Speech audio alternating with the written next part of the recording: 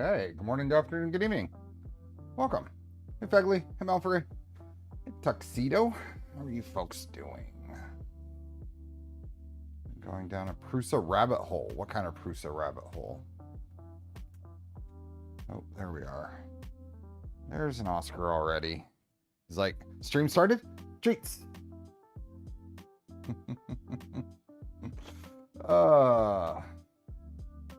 Andrew. Yellow what? Hey, Lord Get Face. Hey, Gregor.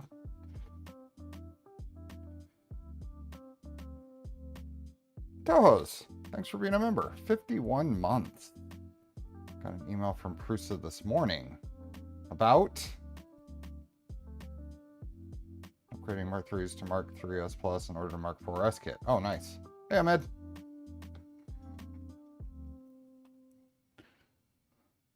Oh. Hello, Andrew. Okay. I need to get things sorted as far as windows and stuff. Monitor layouts. I got too many things open. Holy moly. All the things are open. Hey, buddy. Is it time for treats? Let's do treats. It's trained well. Hey, nozzle clog. Start the planning. Oh yeah, I actually have the filament is in the dryer. When I get back from my trip, I will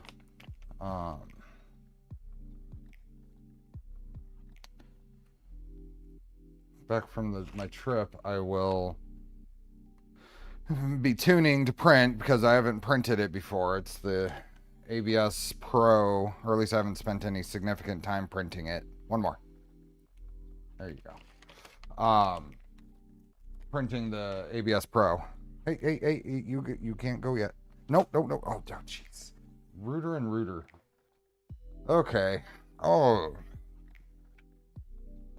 Shipping for PETG edition kits will be delayed. I figured. I don't know if I said hi, nozzle clog. Hi, nozzle clog. Take my orange kitty to my parents for a while. We'll print with PPACF and ABS Max. Cool. Hey, Raj. Okay. Where are we? Minimize a few things over here. I don't need very many of these windows. Fly Super 8, pinouts, mainboard wiring. Maybe I'll leave that.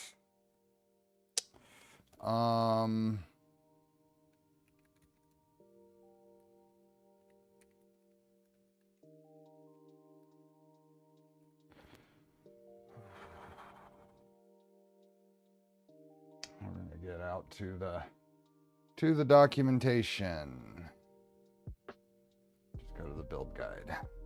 So when we left off last time, I had trouble because the bearing setup wasn't working well in the front spindles. Hey, Andy. And let's see, we're way down here.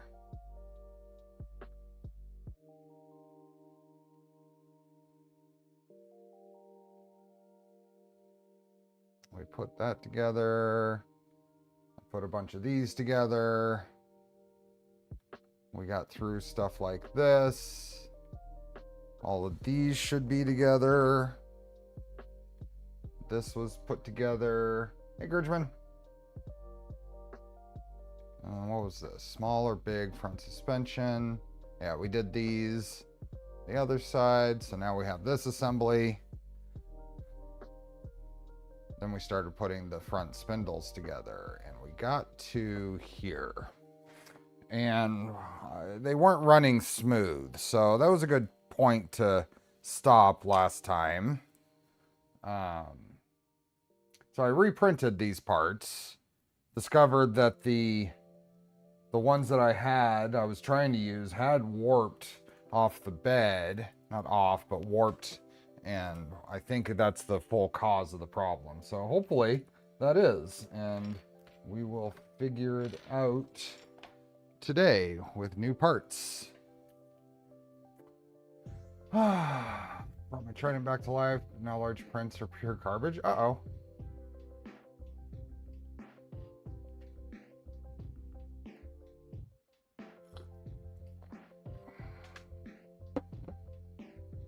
Here's a bunch of parts. Now I did show these off on the last stream.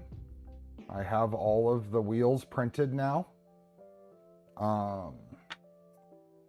If you hadn't seen the majority folks preferred this wheel color to this one in the last stream. Seems a little more Subaru gold.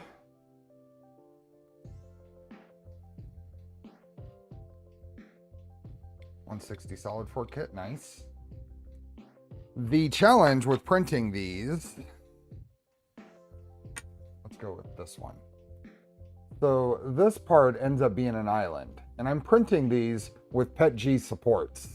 And PLA, the reason PETG supports work really well is because PLA doesn't like to stick to it. They don't like each other. But this ends up being an island, and this one printed fine, but the next one I did, this island broke free before the rest of the print could, before it could attach with the spokes. So I went into Fusion and imported the STL, because this was going to be a super simple operation, and just created a little cylinder to attach that, so that's no longer an island. It has some attachment. And then I printed the rest of these that way, and they all turned out just fine. I'll have to clean them up just a little bit, but I think people are going to be exploring different methods of doing that on prints like this as tool changers become more and more common. The only reason to use my Trident 350 is the ability to do large prints. Calibration and tuning is going to be an uphill battle I'm not looking forward to. Yeah, that's something that people don't consider. They go off and say, I need the big print because I might need to print something big. I need the big printer. I might need to print something big. That's why Rat Rig's dropping the 300 and the 400. Everybody buys the 500 because they might need something. They might need something that big. So it's a little unfortunate. I also printed the brake rotors. Now they do have some thin spots. I couldn't get around that. So there's some little gaps there, but you're never going to see them. They get hidden in the wheel. Brake rotor and calipers. Little calipers that go on the brake rotors. Well, they attach to the spindle, but I think there are better support materials than PETG support for smaller PLA prints. That's true. I had a hard time with these. I was running some supports for bits of this, and I ended up needing to do a brim on these. We talked about brims a stream or two ago. I very rarely use a brim, but when it's a big part, a relatively big part to surface ratio, it can be handy.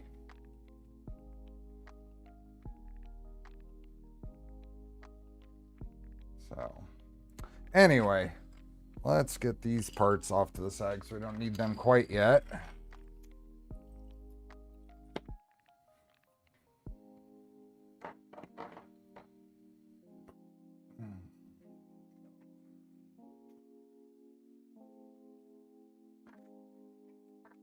Okay, I want to bring up, so we're gonna need all of these again. So here I should have seen this. You can see that this here is lifted. It's a relatively small surface area there and a large mass above it compared. So that lifted The new parts I went ahead and printed in the PETG are completely flat. So you might be able to see.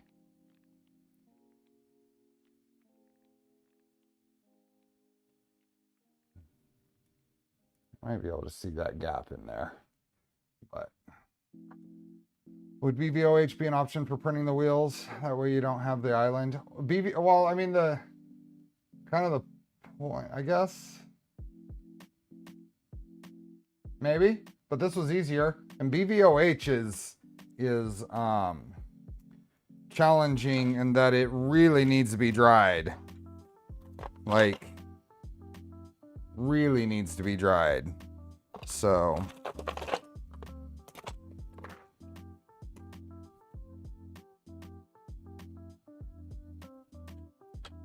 okay, I got a bunch of parts here. I don't know exactly what is what, but this is the part that we had trouble with, and it definitely is not okay. So let's start taking things apart. So let me grab my driver and find the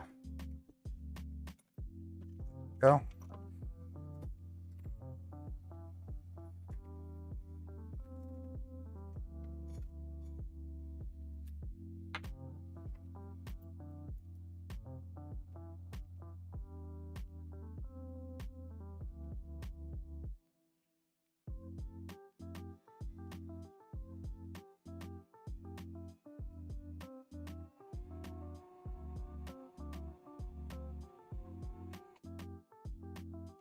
I did reprint a couple of these little hubs.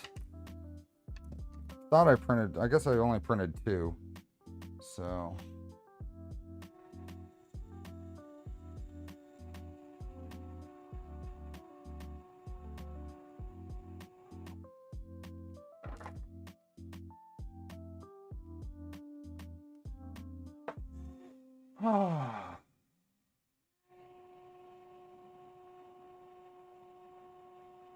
but yeah, the index, Core 1 index has been working pretty well. The only problems I've had with it are it seems to be a little finicky with picking up tool. Seems to be a little picky with picking up tool 1, or what should be referred to as tool 0. This is not wanting to come. This is tight on here. So I don't know if I can coax this thing off. Yeah. Yep. Just walk it off.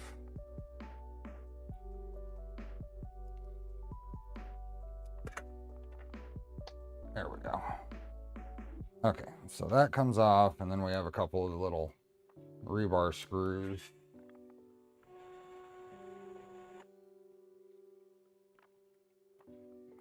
This handle is convertible. See that? Yeah. Get in. Yeah, I like it. I wish it was available.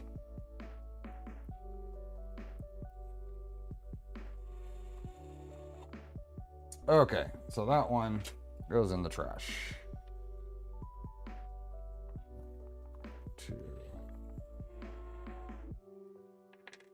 Turn this way down.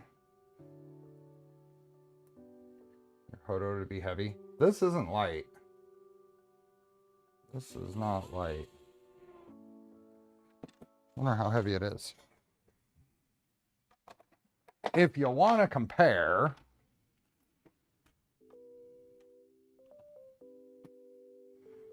here, without a bit,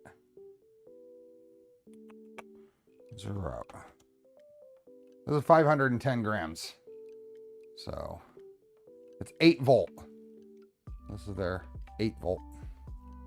510 grams. It came as a set with a little 8 volt flashlight.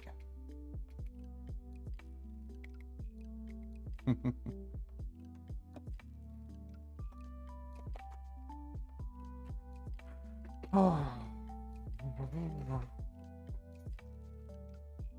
the batteries still available? I have no idea. I haven't looked. I have not looked. But they're lithium ion. They seem to be just fine so far. Okay, these guys. I want to take a little. Where?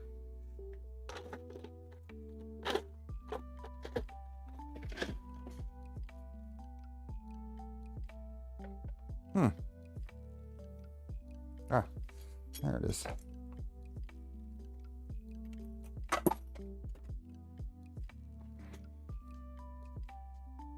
Hey, Psycho Shaft. Hey, Kenneth. Hey, Maurice. I saw you asked a question, but I forgot to say hi.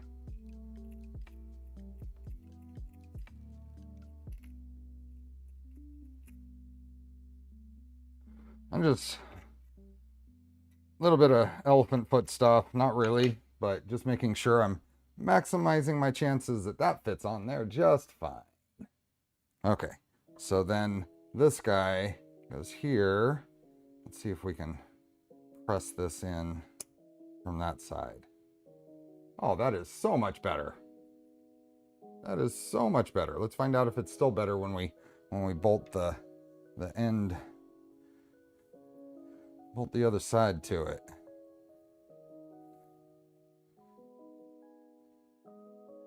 Yeah, leaving the rest of this. It's not ideal. I can see light through there, but I think it'll be okay. Do I want to use these, or do I just want to use the originals? I think I'll use the originals.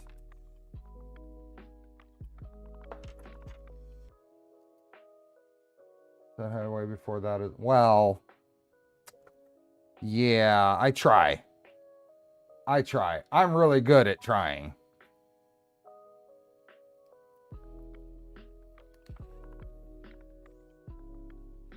Are discontinued when your battery dies, your tool.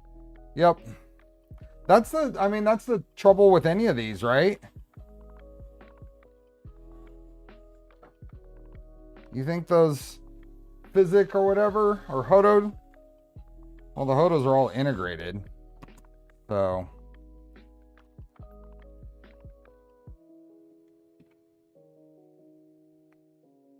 I'm no Yoda.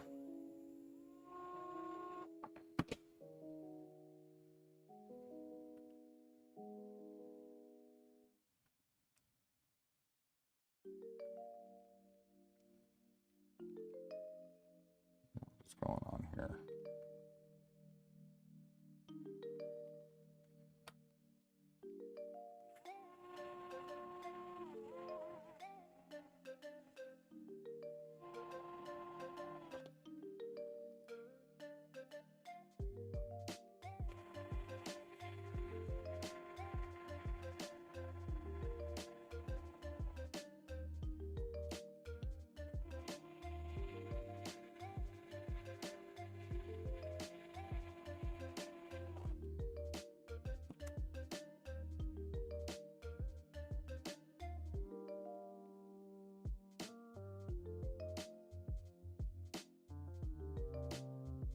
So that moves smooth, but there is some friction to it. It doesn't just spin. I don't know why that is. Chini's copy is available on Amazon, so I'm good. Nice. That is... It's not, like... It's an even spin, but there is a little bit of friction. We'll put the other one together and see what happens. Hey there, Reverend.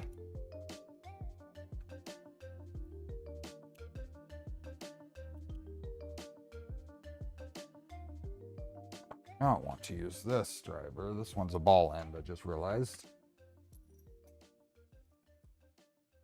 There we are. Regular driver. So yeah, that's It doesn't have the like cogging effect that the other one did, but it's not like, I feel like I should be able to spin that a whole lot easier. Any friction there is just gonna result in a less efficient drivetrain. This is all really smooth. This does not feel that way. So we'll move on to the other one. This is the other old ones. Let's get this apart and we'll try Too Tall, Too Young, and Not Green. Well, yeah. And Deanna, I owe you a DM. I'll send that after.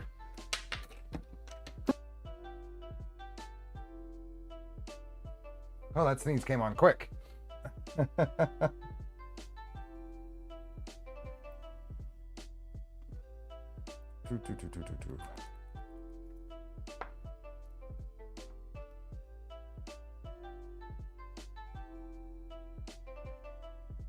Are you adding electronics to the Impr3za? Oh yeah. Oh yeah, this will be fully radio controlled. Oh. New car is expected to be delivered in week 43. Oh, what's your new car?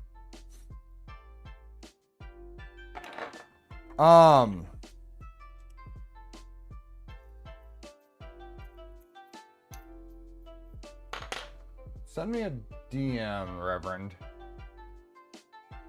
Actually, by the time this goes public, it doesn't really matter. We'll be there next weekend.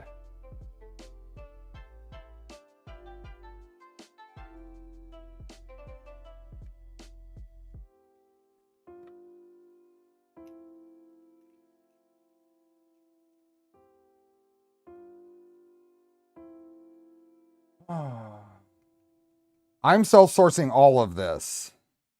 This whole build is self-sourced. Now, there are a couple of places out there that make kits for them. Now we got, oh, I need to put these screws back in.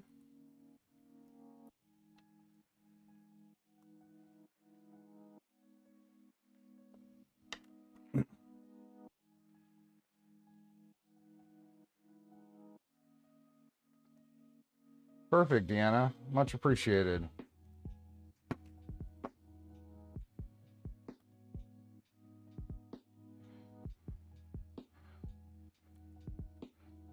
Okay, that went on. Let's get back to the instructions.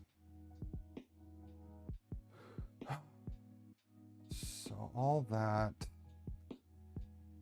gonna be left. Is that this piece? Where does this piece go? Does it go on here?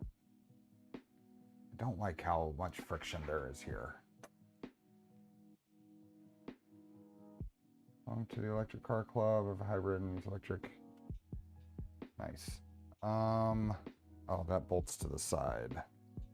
Which side? Let's keep going on this one before working on the other one then. I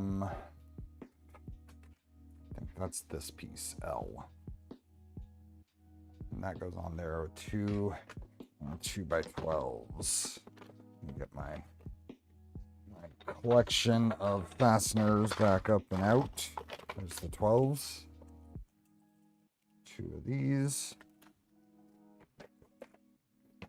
And there was a M2x25 going down through the top. Yep. So this is L. This goes down in there. And that's just a rebar screw.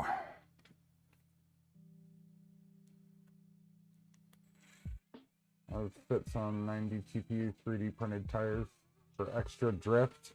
So the... Oops. There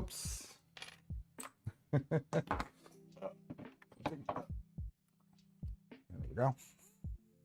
3 lights. Let me put this one on the charger real quick. That's pretty good though. This is, I think I charged it after the first time we used it, but this is basically the first time I've charged it for this build. And I've used it for a couple things in between. What was I using it for? Oh, I was using it for some of the index stuff.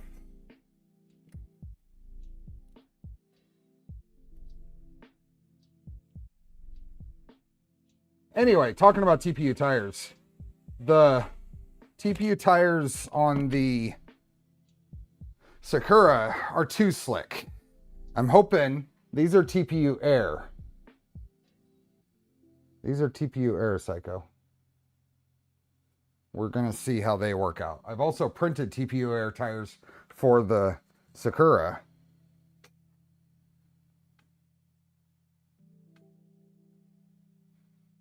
Hey, Neil.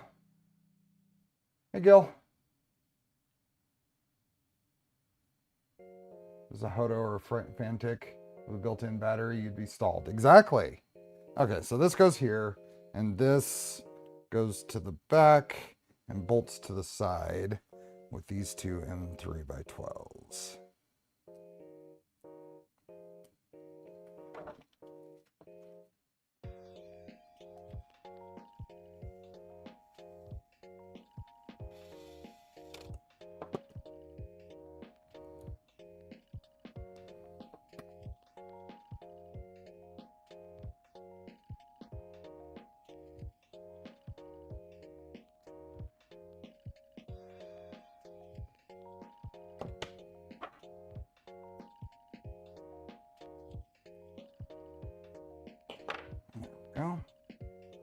Yeah, see, this doesn't, I don't know how freely that should spin, but it feels, I think the knuckle is probably compressing these relatively thin wall bearings. And I think that probably some print settings on these could be adjusted. So I think between streams, I'll try to remember. Actually, I might have, I did print some of these in the PETG. I'll try those for the next one. I'll see if they're better.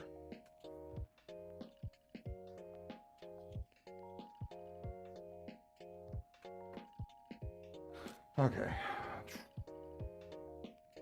Now repeat the same for the right knuckle. Okay, so with that, we're gonna grab, so these are the parts I had printed in the GF.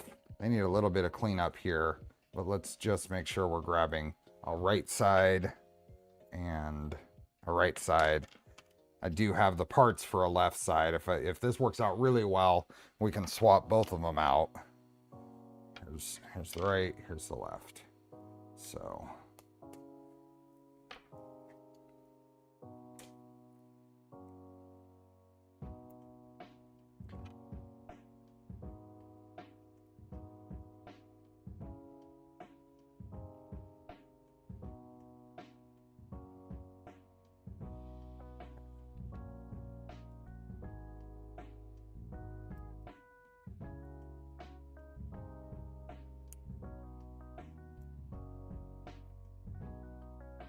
these are just traditional supports here, so a little extra cleanup, but it's really not too bad.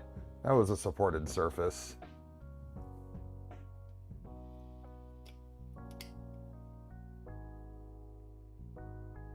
So what's this over here?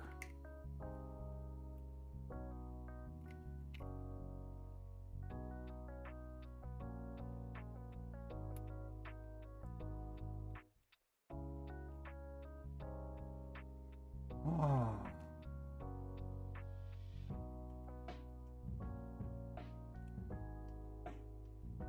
Okay, let's see.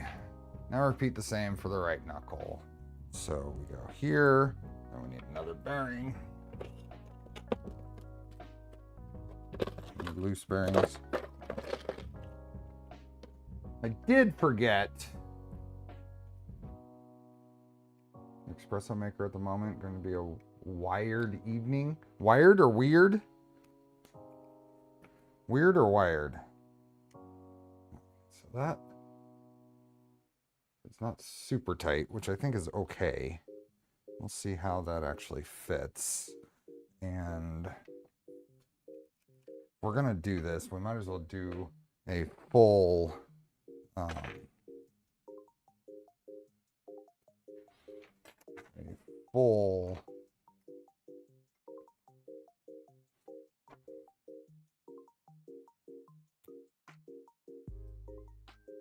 take that support out of the middle. Full PET build. These are 20s. Where's the cat? Hey, Wade. Oscar has already been here. He is on at his perch. There he is. His new favorite place in the garage is where he chills.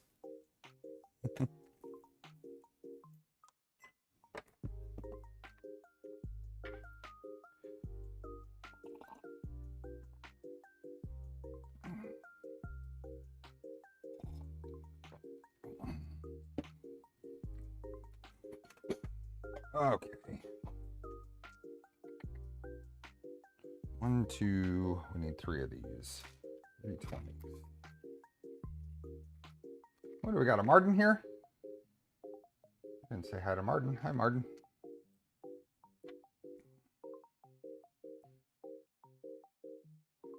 Okay.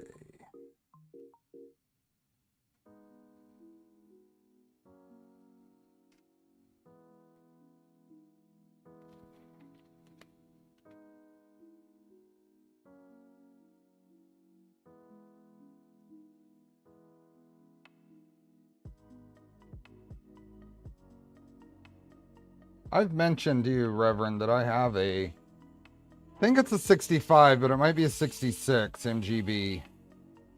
It's in rough shape, though, to the point of I'll probably not restore it. I'm probably looking for a group to donate it to.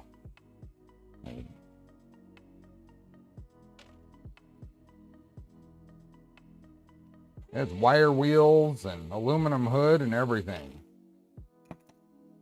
Okay, so that should be that piece. Then we go to the right side pieces. Go together with more by 20s around this.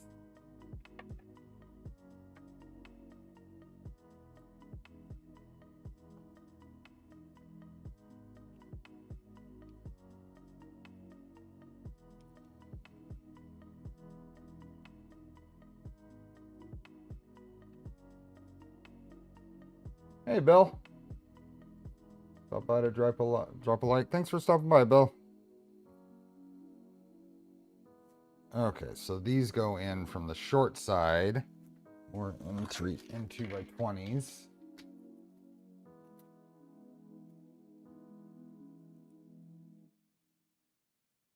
We're at up here and here.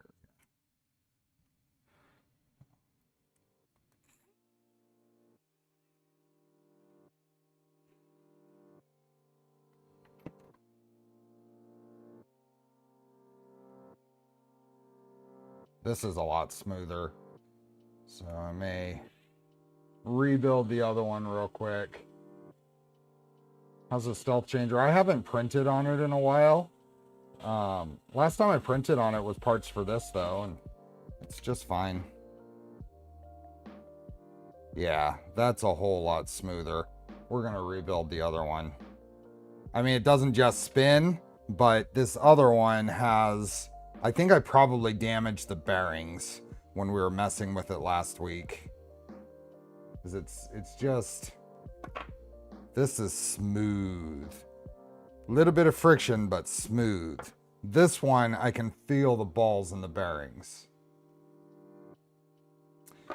Yeah, Neil, as far as this Stealthchanger is concerned, I feel like I could throw filament in it and get a successful print right now. If I wanted to print something on it, I could do it right now. My biggest problem is the location of it. It's got a clutter around it. That's not the ideal location for it. I'm having a little bit of trouble figuring out I have space for all the printers. Trying to figure out my,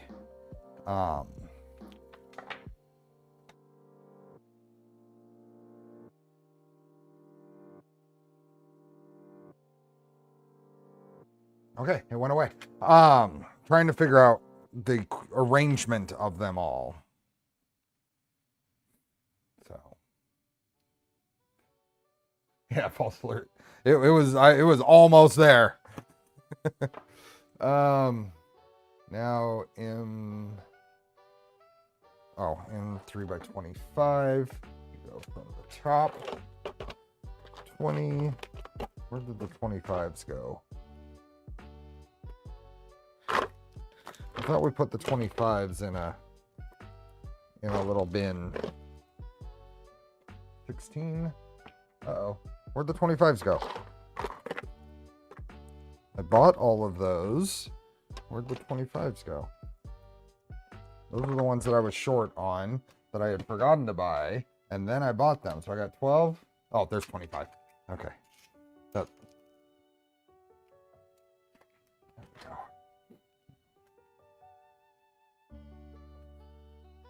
Do you self-source the parts for this build?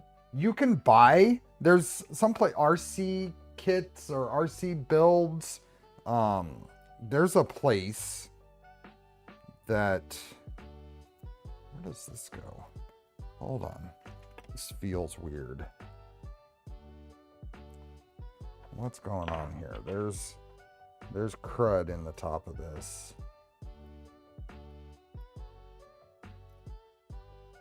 Is there crud in the top of both of these?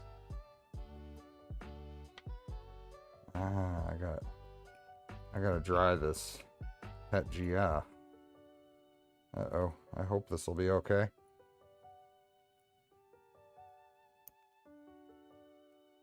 Yeah, it's got a little bit of crud in there.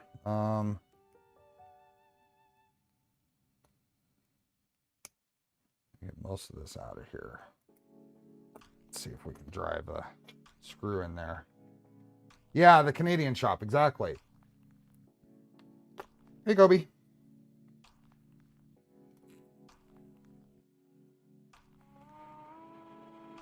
There we go.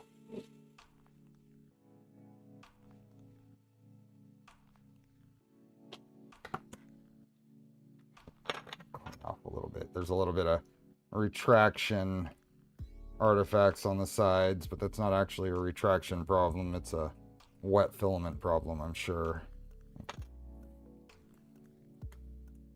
RC printer, thank you. Then that goes on this side with 12s. Let's get in here a little closer. You don't need to see my whole messy desk.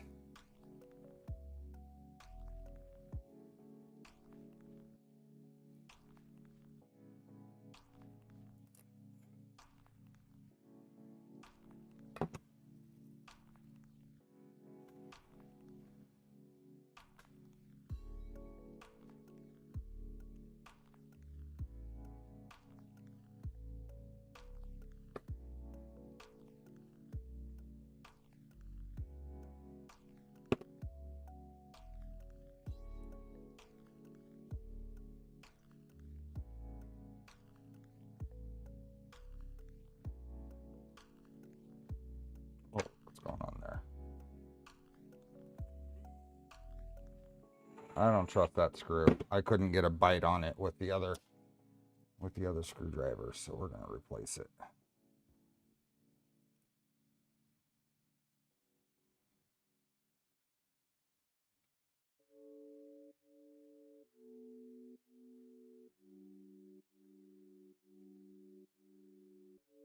There we go.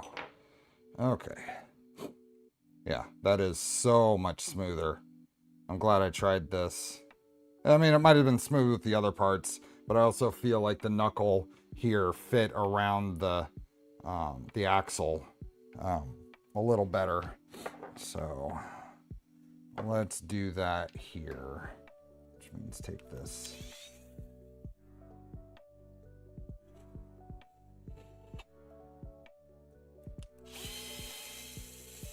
The Casadio is getting ready to release a Lancia Delta model,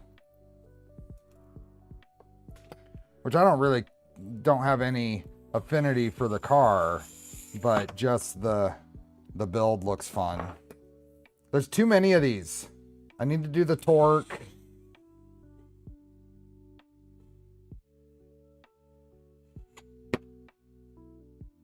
I need to do the torque. I need to do the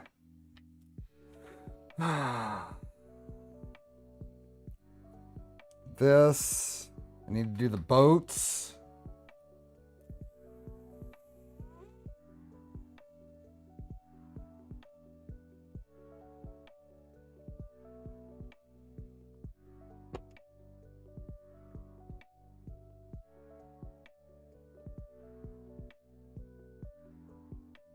And I'm always interested. The one of the most enjoyable things for me, especially the 3D sets and now the Casadio stuff, is seeing the progression of the designs. So I've built the Sandy, you know, one of the earlier 3D sets build. But comparing that to the Sakura is absolutely fantastic. And now I need to get the torque built so I can see that continued progression. Okay, we're gonna get rid of those and we're gonna go to these pieces. This.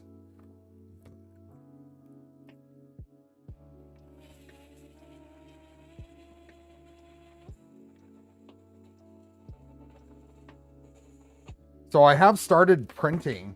I have started printing some torque parts. I was sent some of that new Polymaker HT PLA Pro. So I've been printing some of the chassis parts and just my preliminary, just moving things around. They feel like good parts. They printed well. I printed big parts. You know, and if I twist things, there's no creaking and cracking. I feel really confident. I mean, I'm torquing on this pretty good. And they're relatively thin.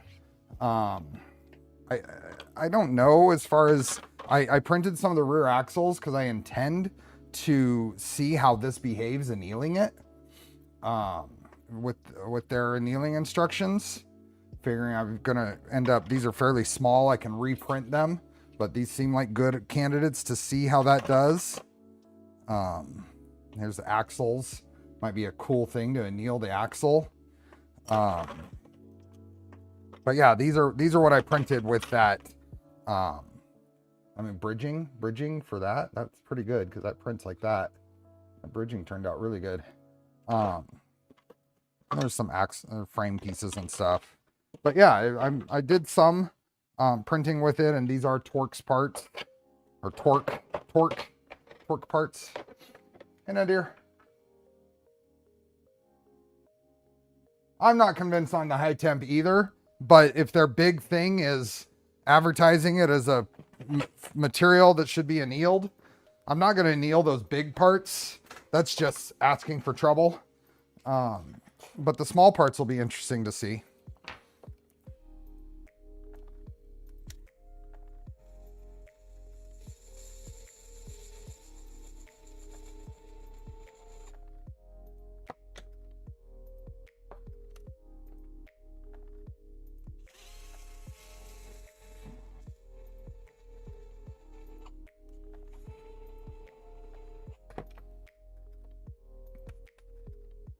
I don't know where I'm going to put all these darn printers. I mean, RC cars. Let's see what I can do here. Oh, that would work. Let me see. This will work. So a round shaft screwdriver, and just kind of roll this in here. That one feels pretty smooth. One of the few on YouTube that they show high quality prints. That was just printed. That was printed on my Mark IV's. On my Prusament Mark IV's with the Prusament printer or filament profile. And that's it. One day we'll see something that will fly. I really need to do something that'll fly, Neil. My dad was big into flying RC.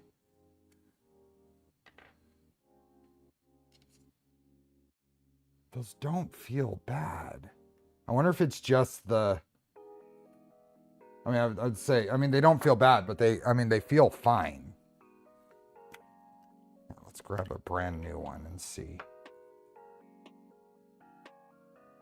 Can't really tell a difference. I'm gonna try putting these just in the fresh, maybe better fitting knuckles. Nice, thanks for being a member.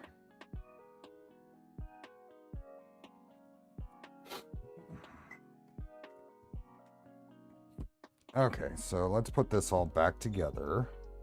It goes there. This is the old one. This is a new one. Push the...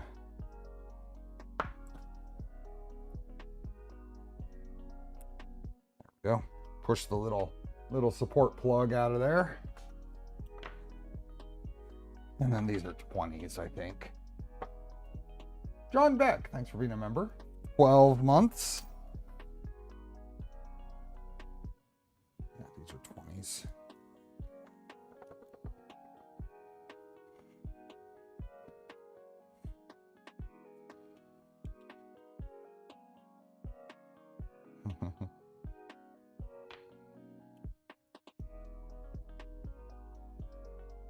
I don't know. I've got to figure out, because I want to build, like I want to build this Lancia Delta, but it might not be on stream, or maybe we'll figure out some way to cover it a little bit. But these, I mean, we're on part 3 of this. We're a month in. It's just, there's not enough time to do all of the builds. Maybe I need to do more, like, I can't promise even myself to do standalone videos on builds, but maybe I can just commit to taking more pictures and do build threads. Use my build thread section on the Discord. I think that might be a pretty reasonable thing to try.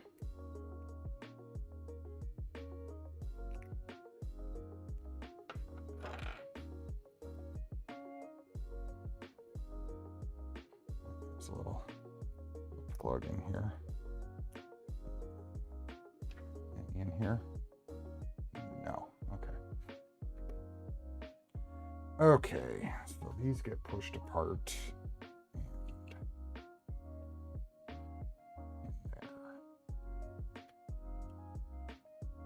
And in general, these seem to be fitting better.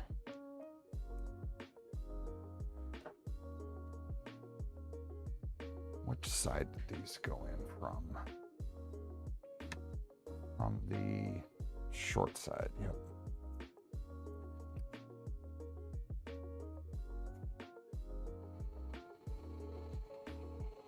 I can't add another day.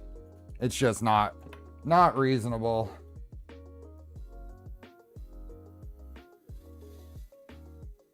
Dinner, dear.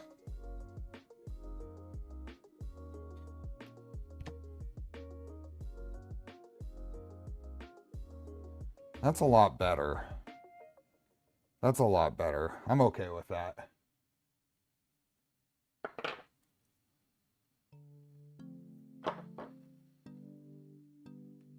Yeah, we'll go with that.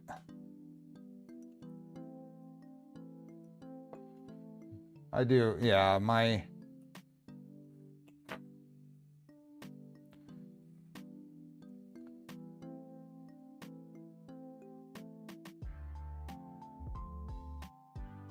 it's also something that I could do a little build log, and then maybe Maybe I'm looking for something to do for one of these member streams, so we jump in the middle of something I'm working on. People aren't completely caught off guard, but there's lots of options. Lots of options we can explore.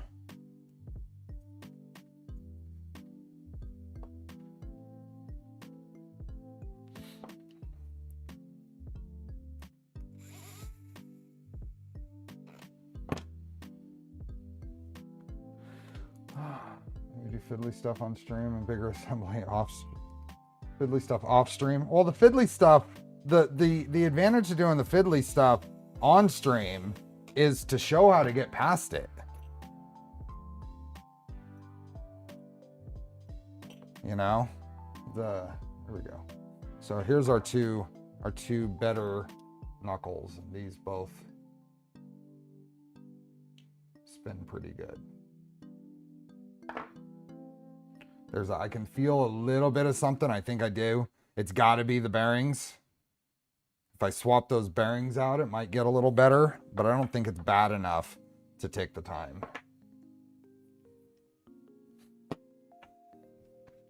Okay. So we got those on, and then we did the repeat for the right knuckle. And then we are going to put this. And which side is that? I guess that shows us this points forward. That would be the left. That would be the left side. So this side here. These screw holes here with some 16s.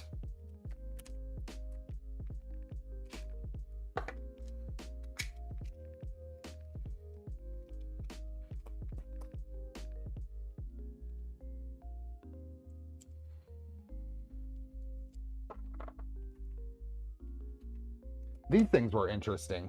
The pivot point here is print in place. This is the universal joint for these front axles. Anyway, let's put this on.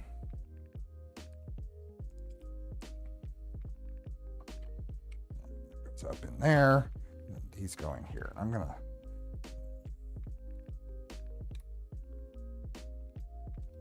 get these started. A couple of threads with that.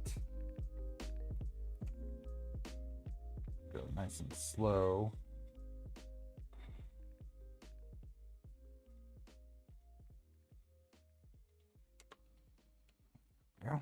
Yeah, let go. Let go my screwdriver. Mr. Excuse. Lego. We're putting suspension on the transmission. This is gonna look so cool when we're done today. This variable speed. At the very least, you need a 2-speed with a slow speed. But this continuously variable, I wish they still made this thing. Okay, and then 2x10s from the top. Where's the 10s?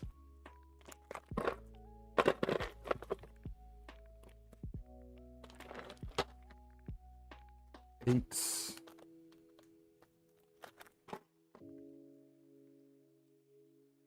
Eights. These must be 10s. Hey.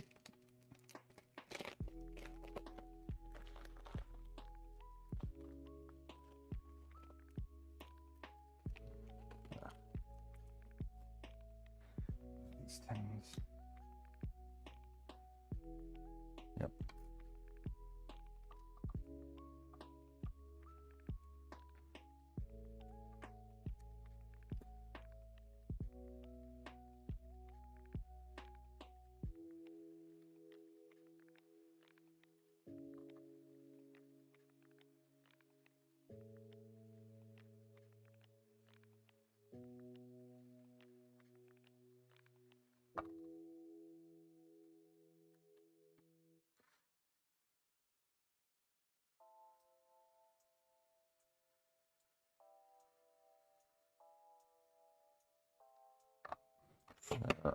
There were 2 cracking sounds on that. I think the layer lines on this part might have started to go.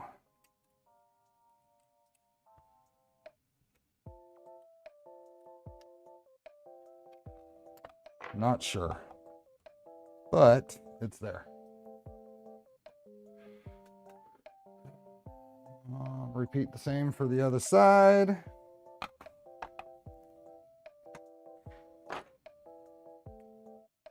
So 2 16s.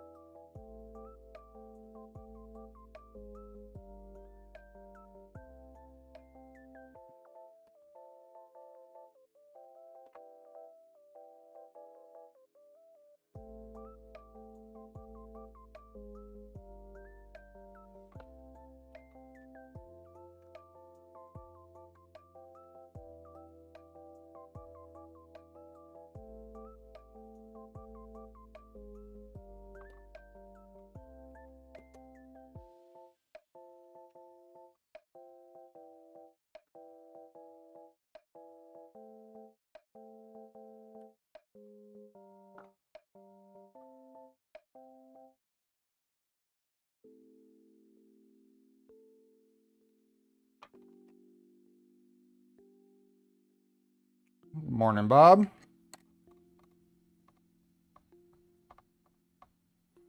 Just put my hand on these.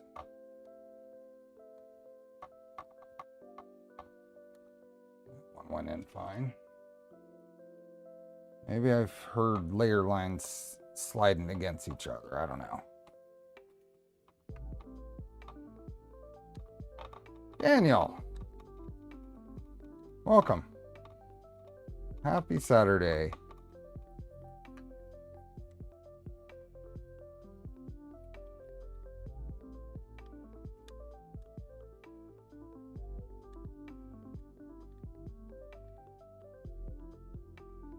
Yeah.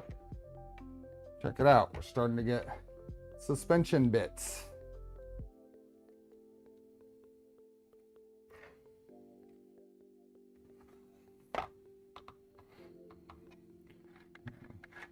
Transmission bits. Okay, and the top part goes, oh, that goes on the bottom. Turn this thing over. This goes across this guy, goes across here. Finally seal up that little spot in the drivetrain.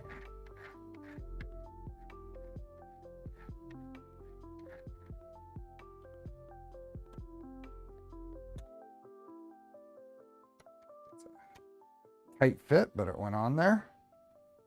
What screws do we put in here? Oh, we put those where? Okay, so from the front, put these 30s. My phone, the string keeps restarting from the beginning. Weird. Okay, these go.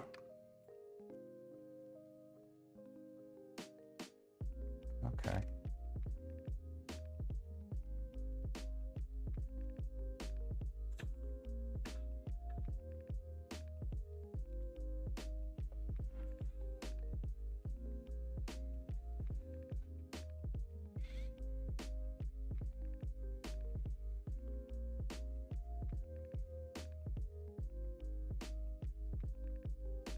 All the way through.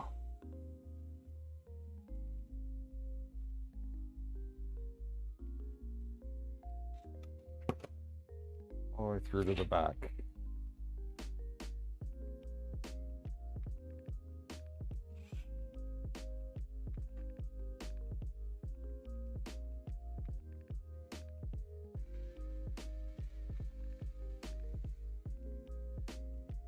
Hey, Stuart. Hey, Ella. How are you doing? I actually purchased and booked my flight and hotel for Vice. I had not done that until 2 days ago. So I am locked in for Vice.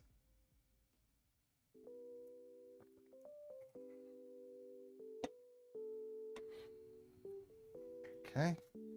Those two.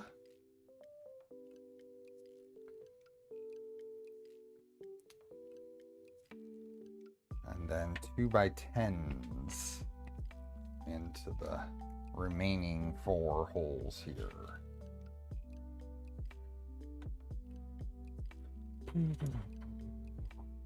They approved to amplify works on a V0. Right on. A V0 with what bed?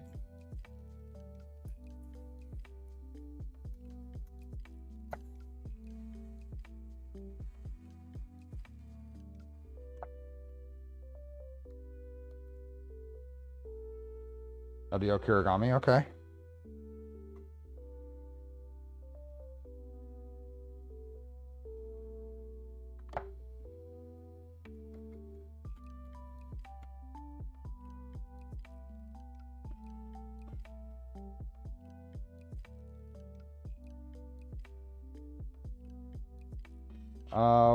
Honey Hive, welcome. Will you be doing a live build of a Trident R2? I will. Starting very soon. It will be a Wednesday stream. So sorry for my folks that are in time zones that's not ideal for.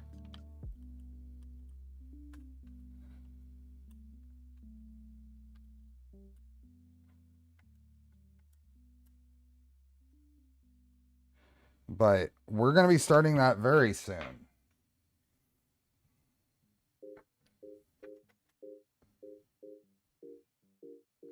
Okay, so those are on.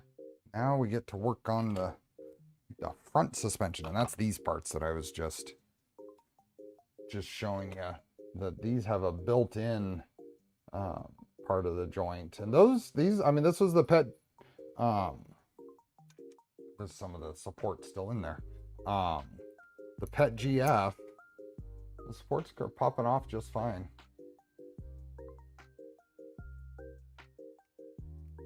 I don't think there's any real cleanup to be done there.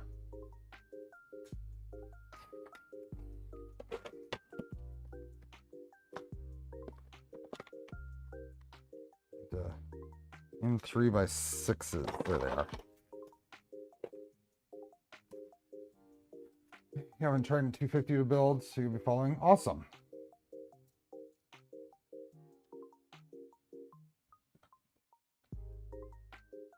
I want a maple bar. I'm an old-fashioned donut person though. I like the denser donuts.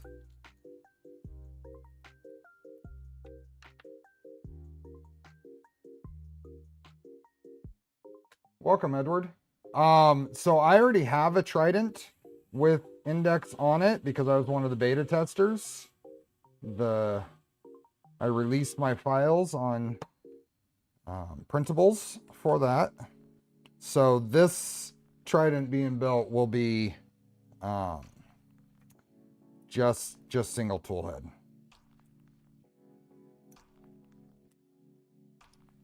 Okay, Kevin.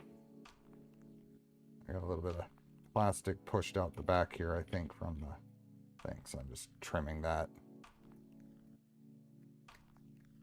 There we go. Trimming that a little bit. Rebar screws. Working on a Doom Cube Trident based on Heart Case design. Nice. Okay, so that's that one. I should have 2 of these. Yep, right here. This one's already there, so let's grab the 2 rebar screws for this one.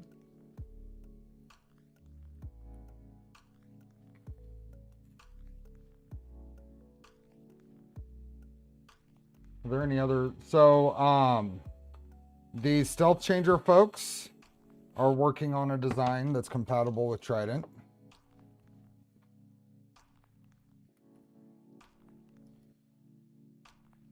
It'll be at the shop. Nice.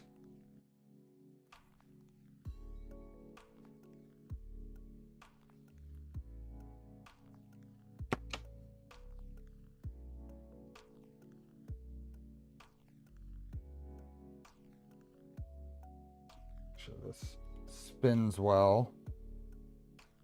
It seems to be doing okay. It only has to go back and forth however many degrees. So I'm going to rebuild it and get delivered some of the 1515s. We're shaped like a banana? Ooh. 1515. 2020 you mean? A4TC. Yeah, I've seen little posts about that. I haven't looked at it in detail. The A4TC. Okay, now an M2x12 goes through that way. I think this is just a metal connection. So in the side here, there. This is the screw going that way, and the plastic pegs are going this way. You can kind of see the shape there, because this will go in here.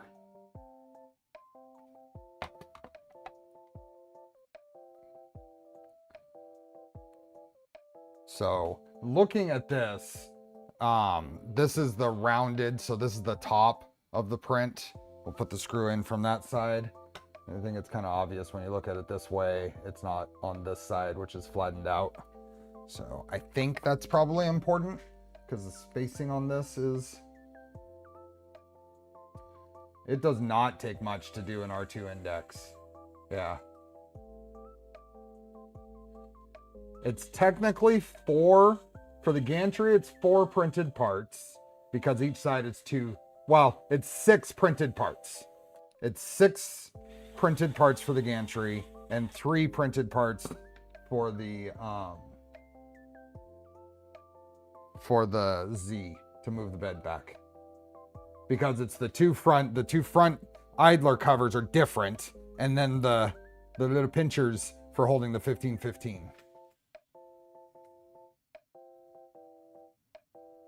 Okay, so oh yeah, so you see that goes right in there, and it's nice and smooth.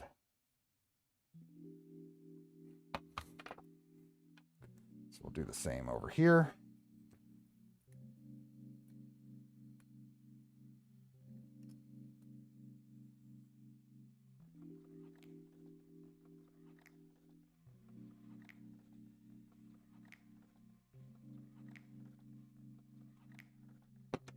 And that is not, doesn't need to be tight.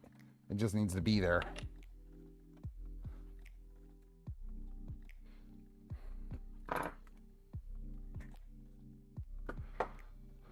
Okay. So the half shafts are assembled. And then we're putting a M2x16 through there.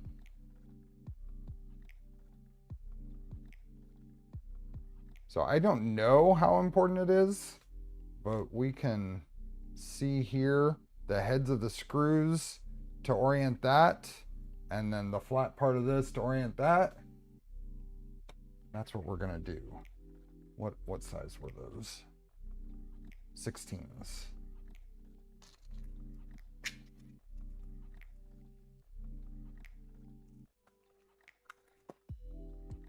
Okay, so if the heads, we're looking at the same way they are. Heads of the screws are here. This is gonna go through here. I think I'm just gonna do this. We'll see about doing this just by hand. This is gonna go through until it just starts to stick out. And then this is gonna be flat side this way. Break out the bosses.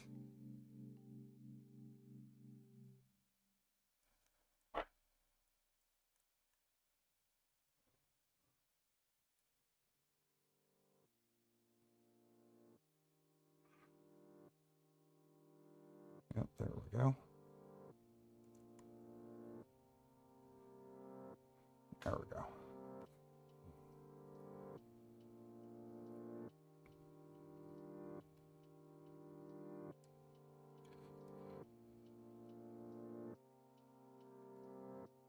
A lot of interesting work in designing these to be pretty compact and nice little universal joint.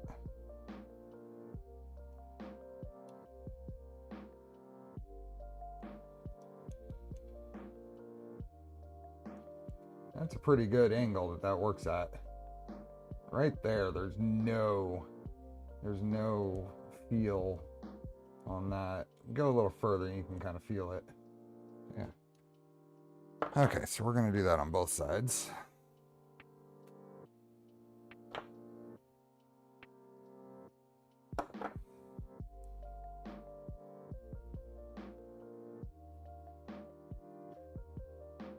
You can kind of see which side that side's for the head of the screw, that side's not. So makes it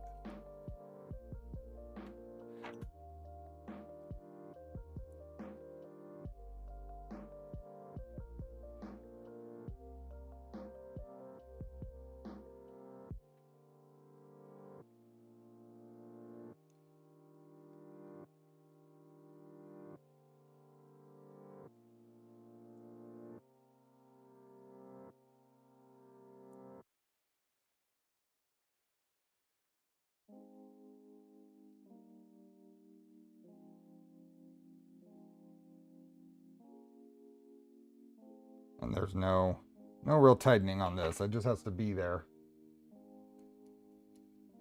Cool. Nozzle gate, I canceled your index dev order. Yeah, I don't blame you, Kenny. Anybody who can and feels that's the right way to go should.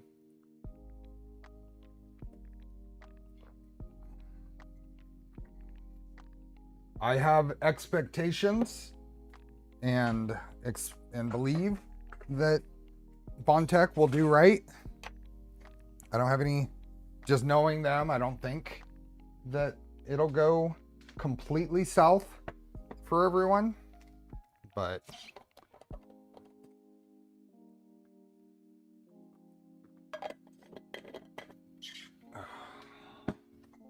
okay. Let's see. Check the part orientation. Yep.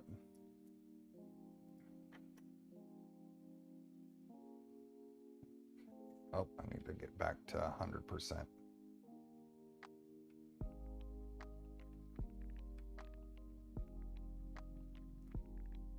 I think, let's see. Zoom. There we go. 100%. Front suspension. Install the front left knuckle. I'm surprised they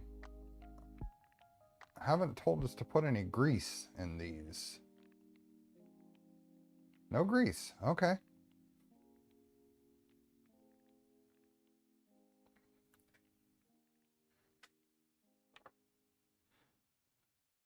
Front left knuckle is this guy. And there be two.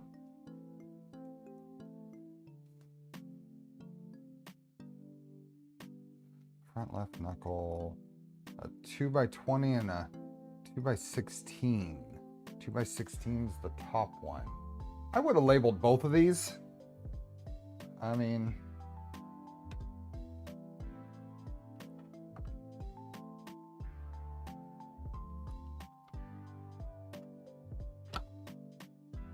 goes in there.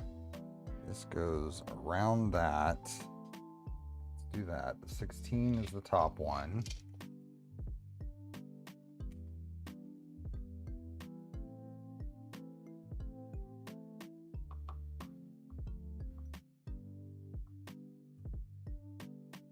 Honestly, with the outside stuff here, if I can get away with no grease, it'll just mean less dirt collecting. Hey, Chromatic.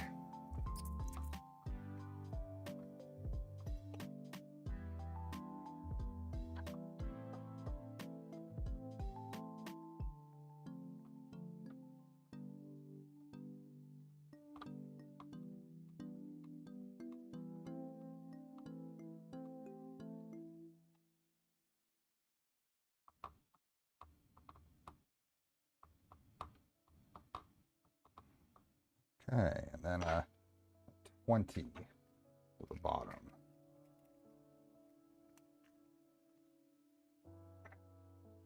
Started assembling the Quote Plus. I purchased 4 tooling deck out to period 4. Eventually ships will be ready. My only hope is to have it for 3D Printopia. Kenny, a few years back, you're at Rig 500, had Bondtech extruder. Cement extruder. Yeah. There we go.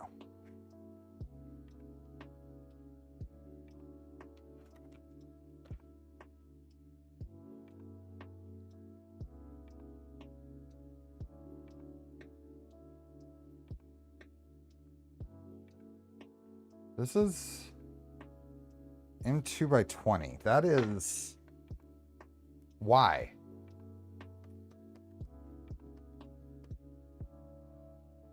Why an M2 by 20 down here?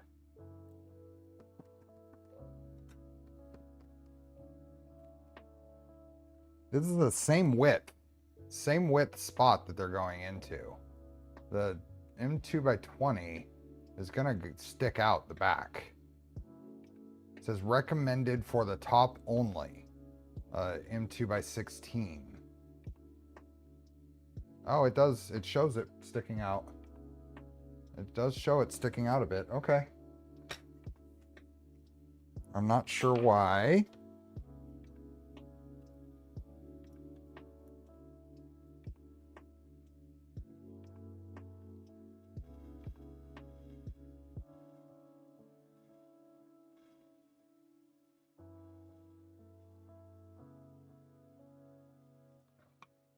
Through the right spot.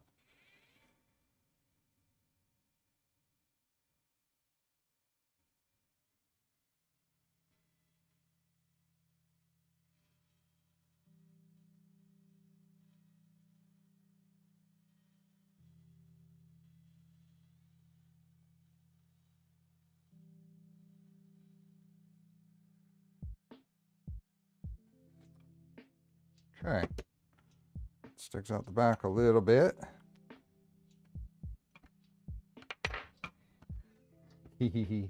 Suspension. Oh, yeah, it'll be stopped from drooping that far by the shocks because that locks up. But right there, it doesn't.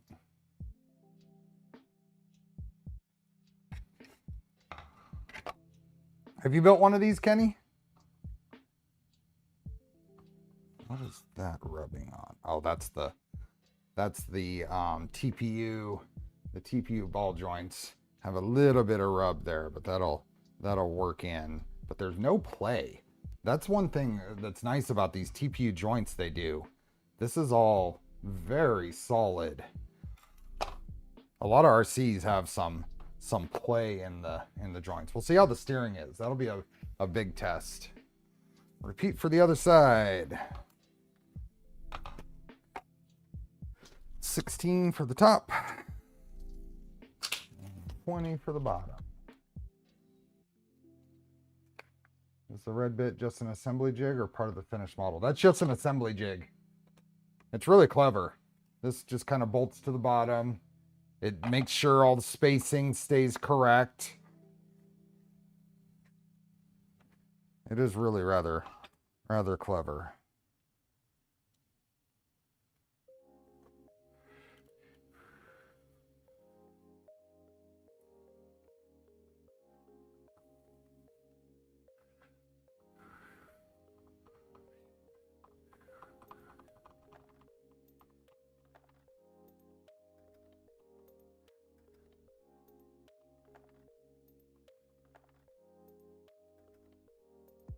And this is supposed to be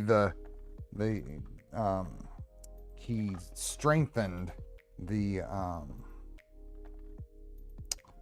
suspension in this latest update. So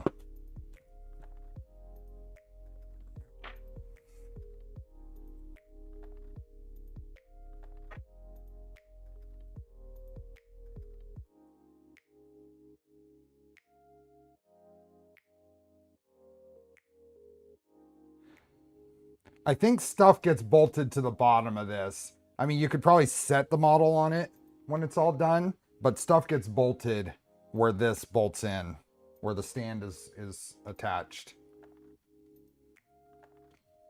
I'll just do this.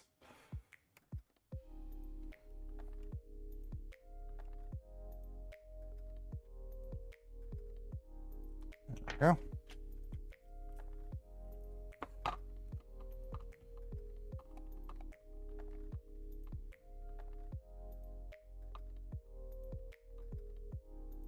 Yeah, those TPU joints will break in, but I think that's fine.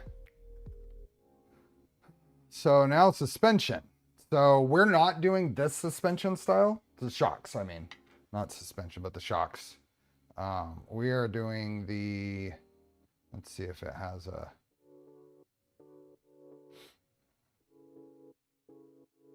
for the metal shocks, go to page 493. So let's get these metal shocks assembled. Now, I have not been to the part of town with the hobby shop. So I have not bought their proper shock oil. So we'll have to pull these off later. And it said 493. That said 493, right?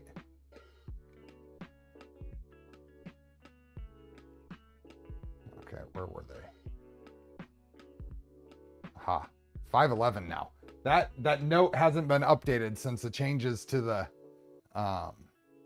to the manual, apparently.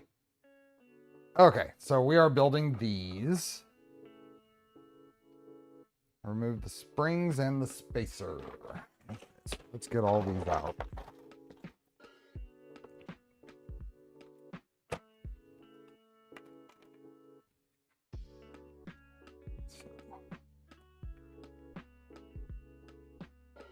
So these pull out. Perch comes off the side because it's slotted. Springs and spacers come off. There's a little bump stop there. So let's keep that together. These springs we're not going to end up reusing.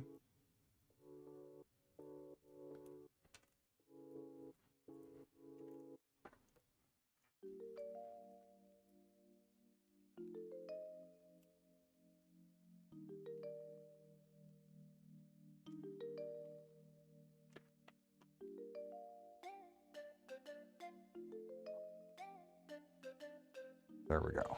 Those go away. Remove the top mount, and then we want to use some fairly thick. This is like 80 weight.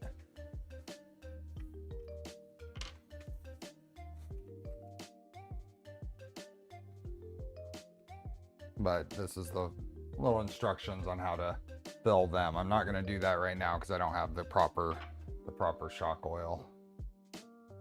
So that goes back together. You can adjust the ring later to increase or reduce preload of the shock. The top position works fine, but if you install a heavier motor, you will need to increase the preload slightly by lowering the ring, the upper spring perch position. So now we have some printed parts.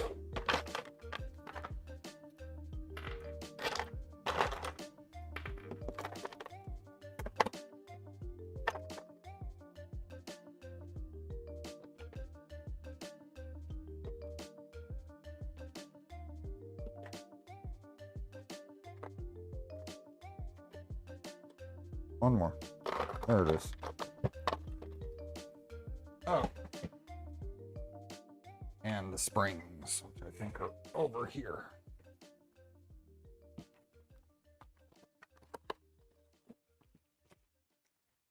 So there's a very specific length and wire diameter and spring diameter that was expected to be purchased. Did you do blue for the body color? Yeah, it'll be Joel's High Five Blue. Which, by the way, you guys saw that, here, let's see. We gotta take a sidetrack. Proto, pasta, whatever. Protopasta. Check this out. New. We got 2 new releases. That is exciting. Check this out. Steve's Venomous Green. Check it out. The color that I did at the workshop after Vice has been released. If anybody wants some, that's no affiliates here. It's yeah, let's see, 35 in stock. 23 500 grams. I do need to put that on a car. I want to get a production roll though, Bob. I want to compare. Are you going to be anywhere near here? Maybe I'll chat with you later. Because I'm not going to have a rental car. I've decided that it's probably not worth the $400 to have my own rental for this trip. But I think I want to buy a roll and compare. Anyway, so yeah, I got some filament with my name on it. And Bob, Blood Wine Red, the thing we did the Reaper in, is now available for general purchase.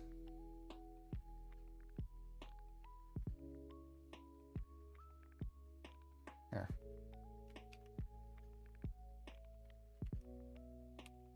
Blood Wine Red. So stuff we've featured on the channel is now available. Yeah, that's cool, huh? Okay, we are going to put one of these together.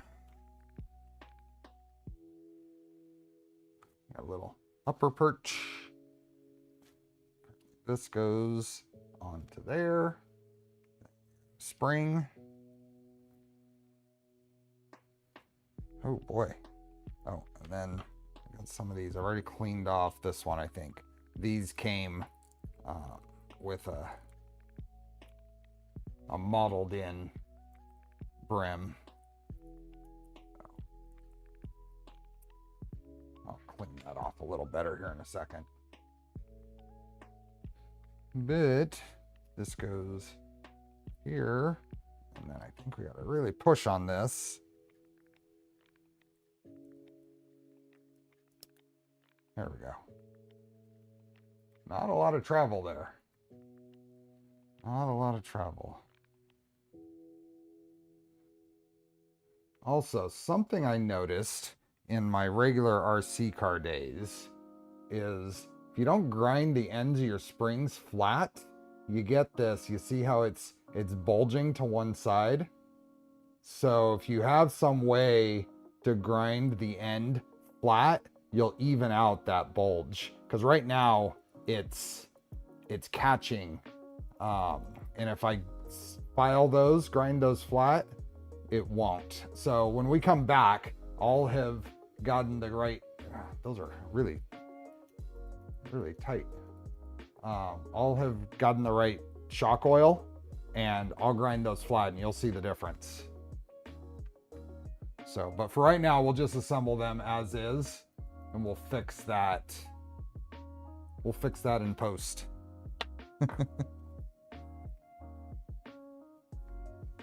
Just gonna do some quick scraping. Get the brim. Can you model a divot into the plastic part to accommodate the end? Sure, but that wasn't an option in the RC days. And that would also mean that it would be indexed then. You'd have to get it to that correct spot. Cars, if you notice the perches on struts and stuff, cars are shaped for the ends of springs. But I found it pretty easy to break out the bench grinder and just run it flat to the side and it'll just kind of, it grinds that down, thins that end out a little bit.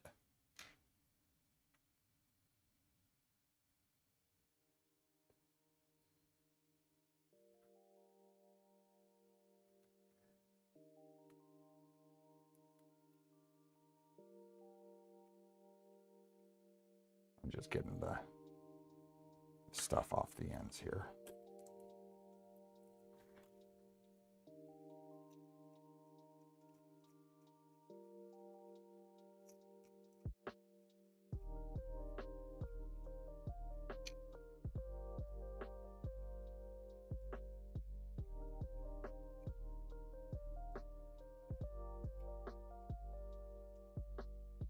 And I'm going to build all 4 of these because the rear is going to need 2 of these, and there's no indicator that they're any different than the front ones.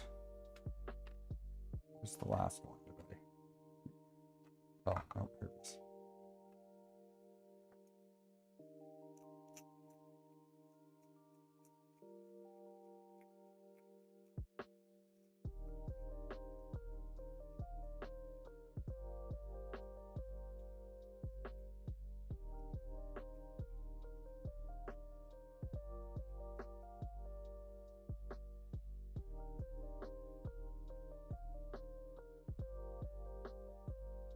Okay. So the next one, it's a perch, spring, lower adapter thingy. Oops, this one.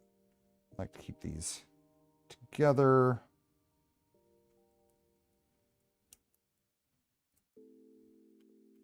Those are very, very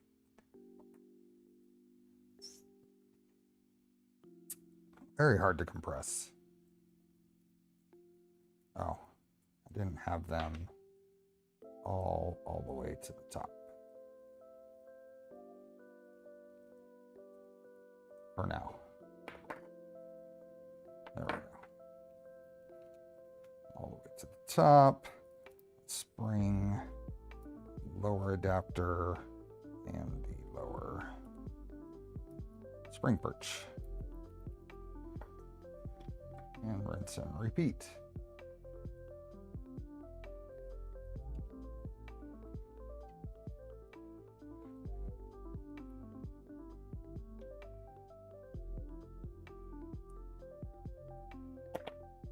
Okay, there's our 4 shocks.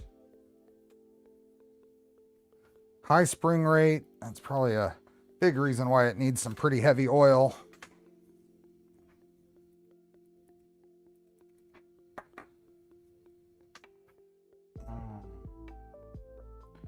Compress and hold the spring, then install the bottom plate. Check the part orientation. Now release the spring carefully. Here we are. So now, to install the shocks on the front, you must print and install extra green parts. So what are those? What is... So this is the front. Yeah, all of the parts I'm using should be these. Hey, Leo. And that's for the rear. And then there are some spacers, it looks like. I hope these were printed. Yeah, I think that's what these spacers are.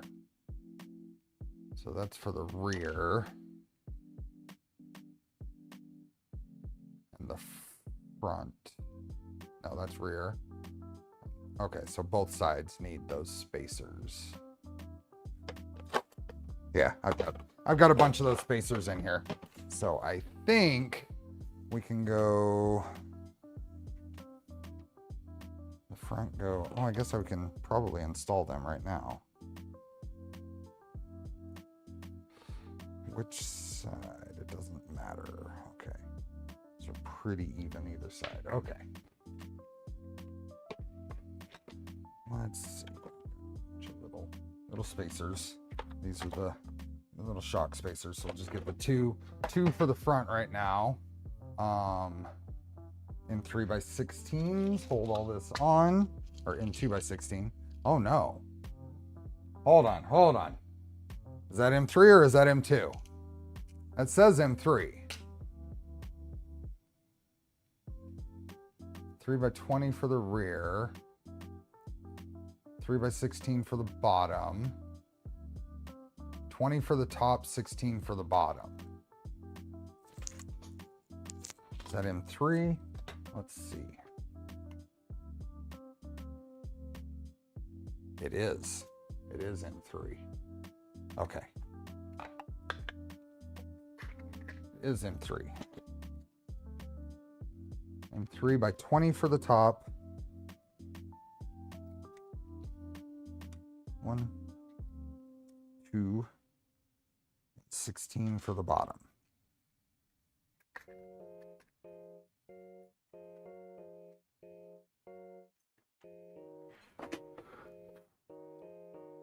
For the top. I guess that makes sense because the holes in here are obviously M3. This is one of the best parts, is when the suspension will actually do the thing.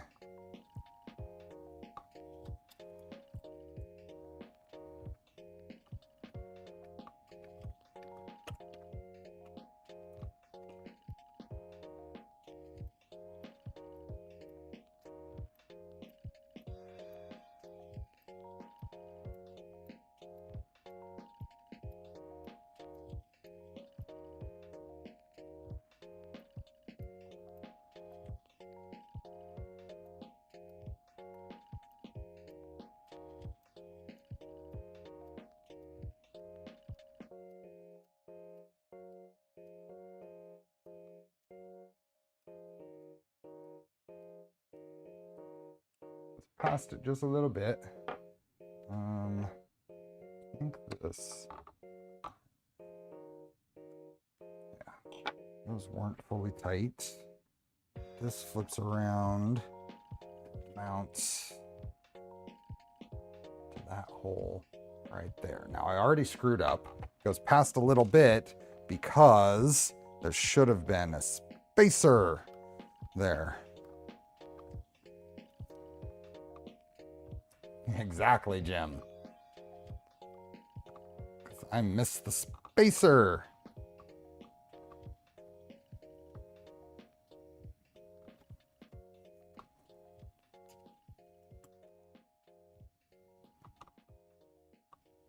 That ends up being quite a bit of a lever arm on that. But we shall see. 16 on the bottom.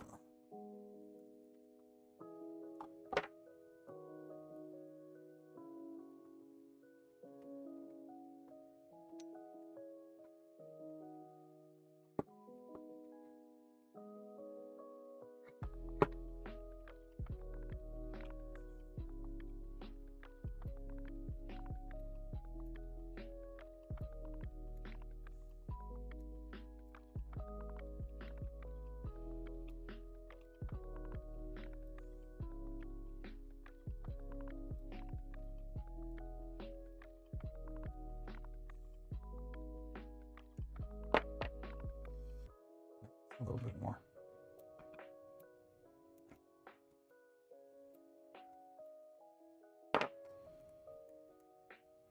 Okay. Oh, that definitely doesn't, with the with the leverage on it now, doesn't feel as strong. That's good. That's awesome. At its lowest point, it doesn't bind up on the drive shaft. No spacer on the bottom, spacer on the top. See, it's vertical now. It's nicely vertical there. Only spacer on the top. Not on the bottom.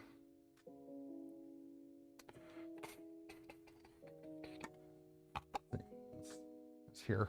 We've got just screws, spacers on the top.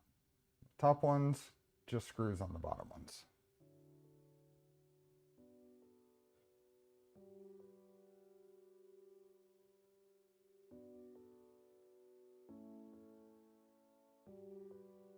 Printer prawn.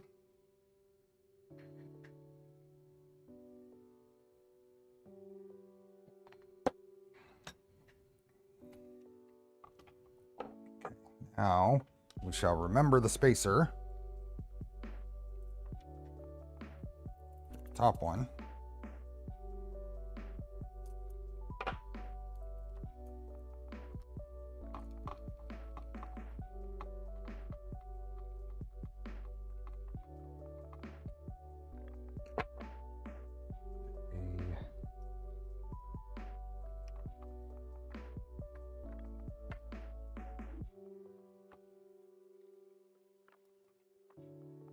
Interesting.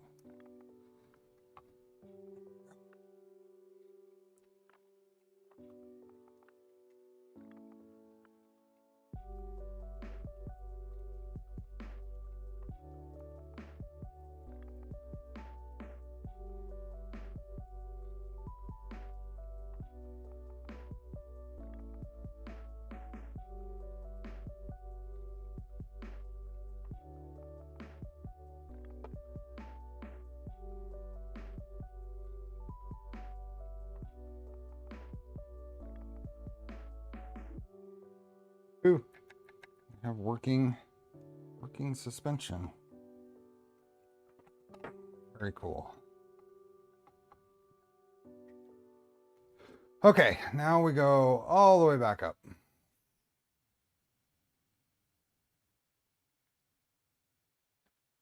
There.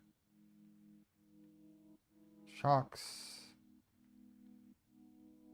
Front suspension. Install.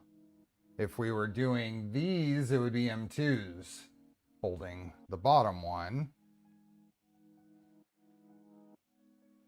The top one is an M2 with a bushing. Okay. So, don't need all of those.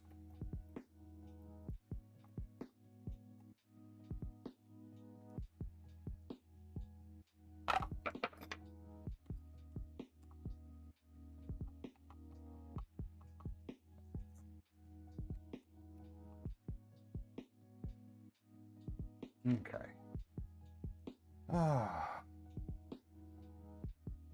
Repeat the same for the other side. Now we're going to get on to the rear suspension. So I'm a little concerned here because I didn't reprint the rear stuff. So we'll see how this goes. I do have these axles, great axles.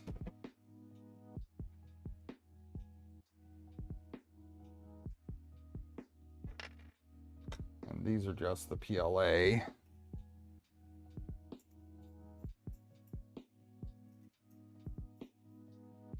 This will be an interesting test. We'll put the PLA axles in the rear and the PET axles in the front. And whichever one breaks, we'll replace with the other. Okay, in 2x12s.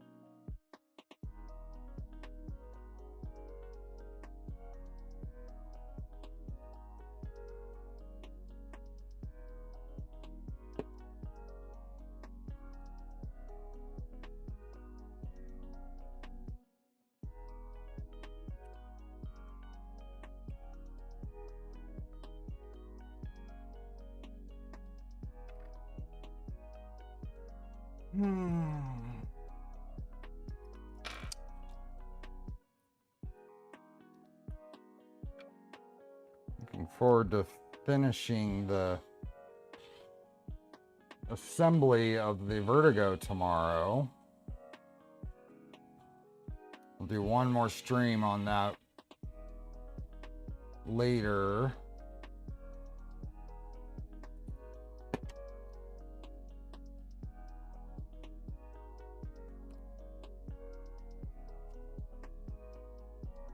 printed out clicky clack door stuff that I hadn't done before, because that gets a clicky clack door.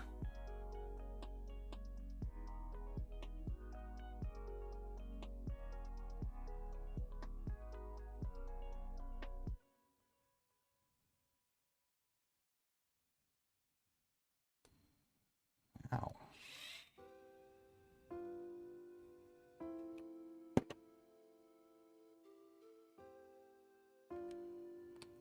Okay.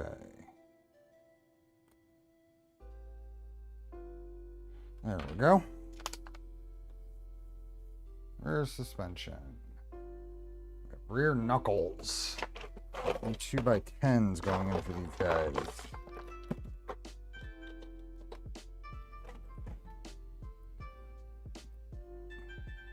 Okay. So we got these guys. Let's see how the bearing fit is here. We're gonna need 4 bearings, I'm sure. So let's get those out. Leaves us with 4 more.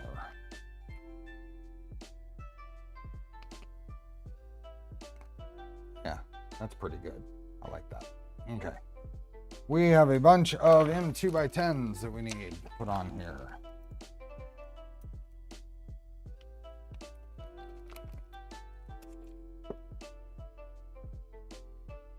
See you, Neil.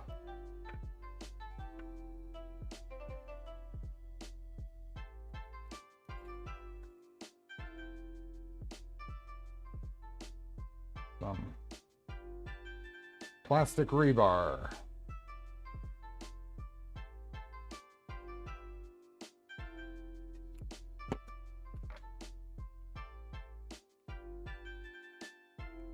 This is a similar thing where this would have been, could have been something to print in the PET.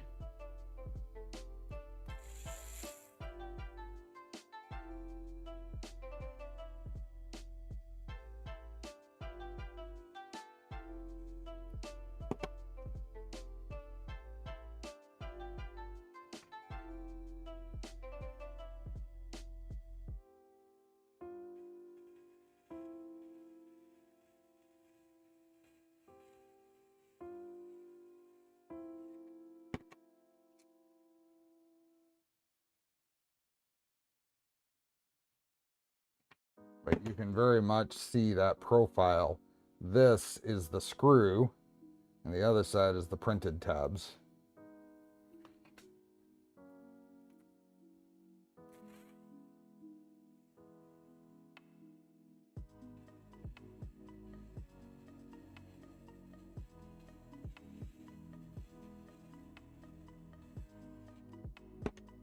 These are what are referred to as a dog bone.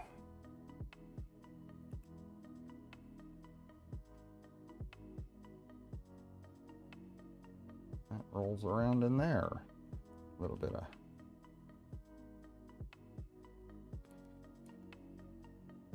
cool. Okay, now this one. Since we have to do this both sides on everything. Hey, Killer Prince.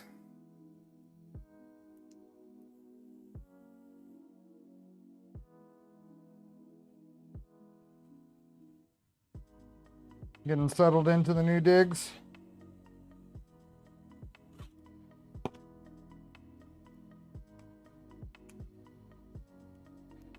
Pushes a little bit of plastic out the other end.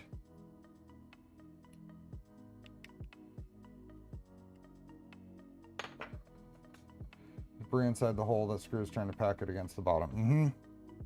Yep.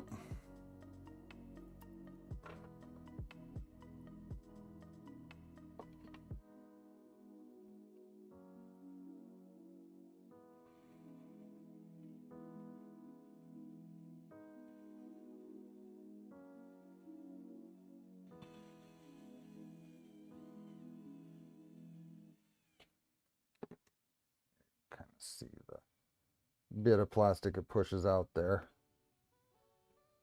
It's not a big deal. Kind of scrapes off the thumbnail.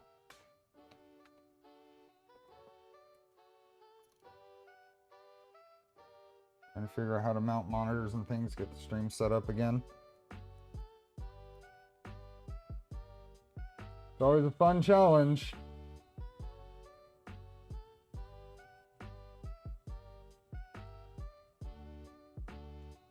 Yeah, luckily these are all open end, so it's just pushing any bits out the end.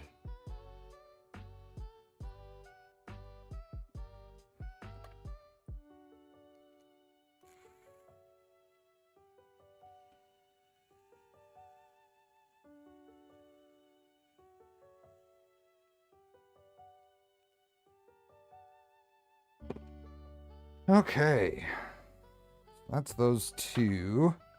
These are all gonna get bearings. I bet you they're gonna get 2 bearings. Let's see, am I right? Hey, how'd I guess? Then 2x20s and the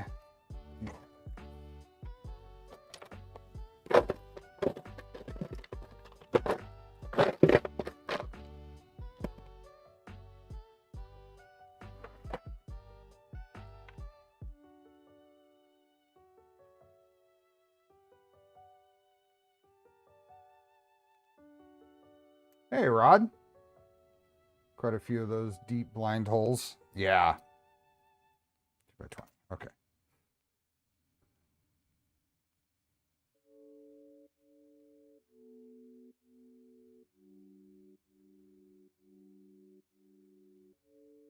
Two by 20.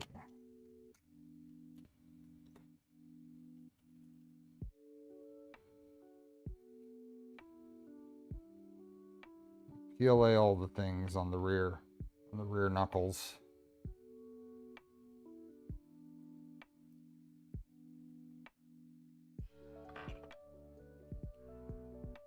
Get some of those little supports in them. So, oop, there,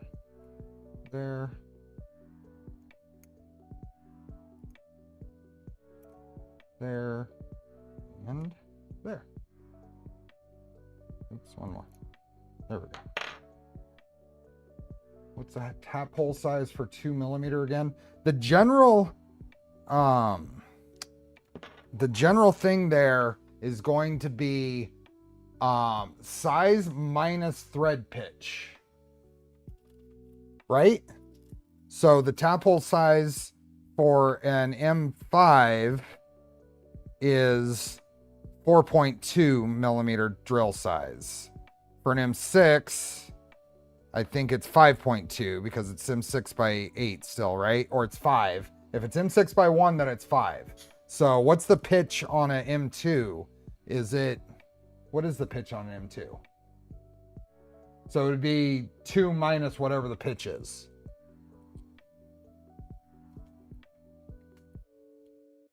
It's really nice for metric for that kind of thing. Really easy to remember.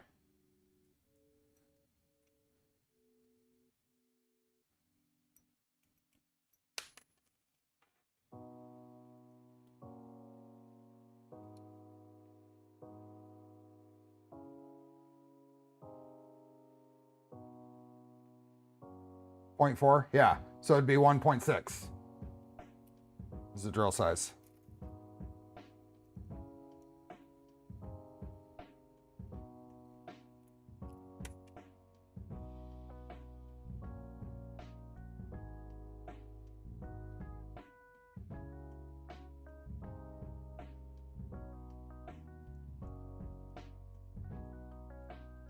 Are you wanting to drill and tap? The only thing I worry about drilling and tapping is if it ends up with too loose of a fit. I don't know if that's a real concern or not. Oh, I've got some stuff.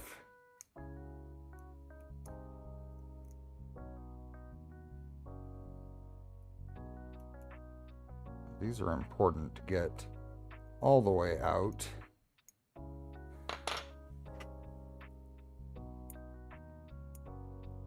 Oh, come on.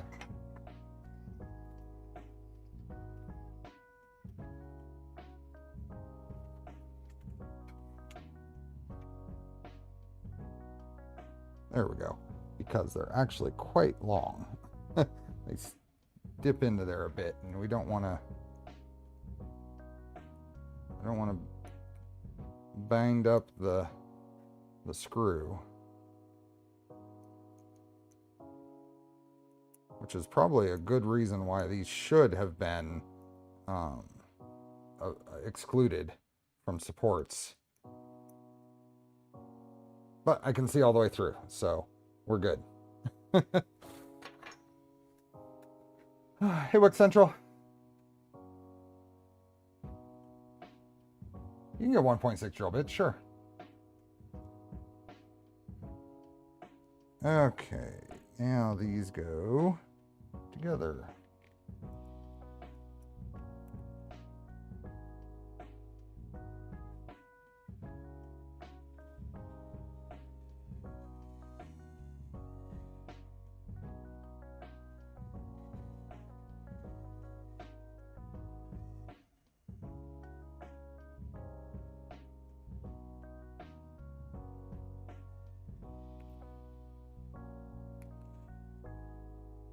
Didn't go all the way.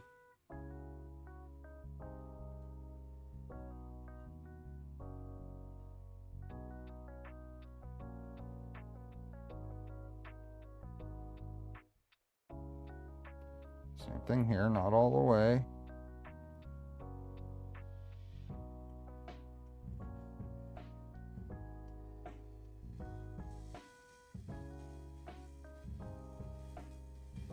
See how slow that can go? It can go even slower. That's what makes this driver so nice.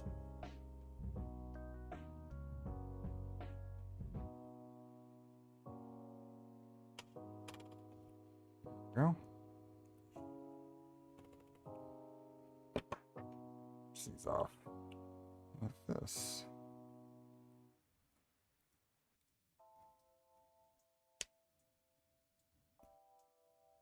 Ooh. Push plastic through the end.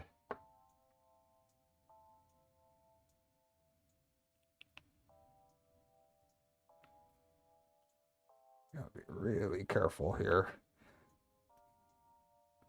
I should probably go a little. That one is going to strip. So those are all flush, so we're good.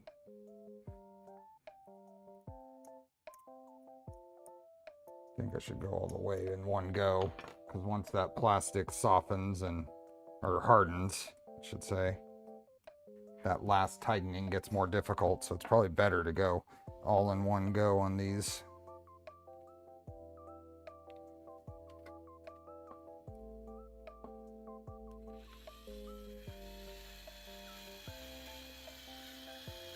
Well, I mean, I can go down to that and still have torque.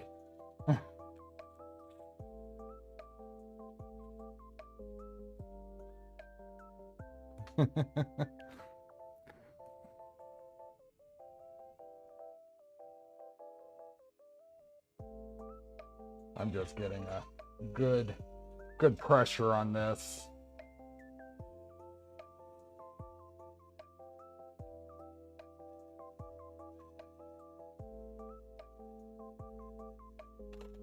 There we go. Ow. Pressing that into my hand a little hard. look at the bit that it pushed through.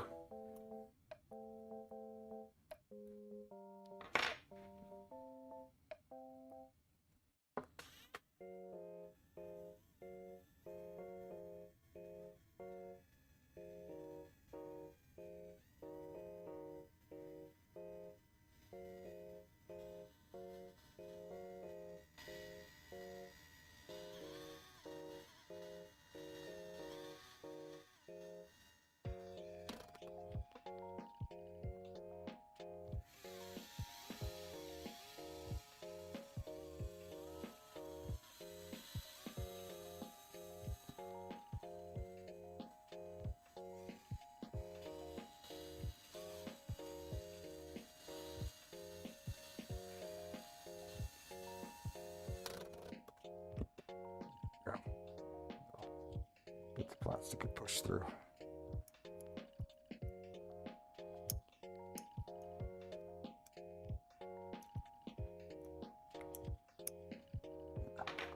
that up. I got 2 of these.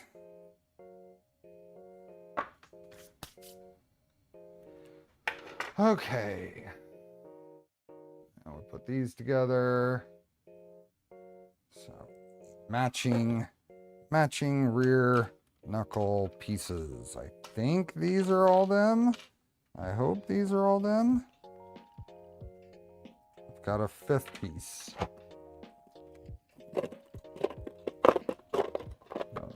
6th piece.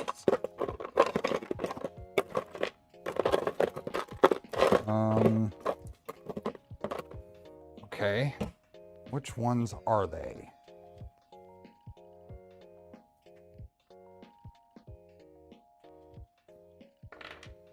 I've got a lot of suspension pieces back here. Okay, so I have 3 of these. Ah, okay. So I have 2 of one side and 1 of the other. That, and that for all of these. So one of these, not.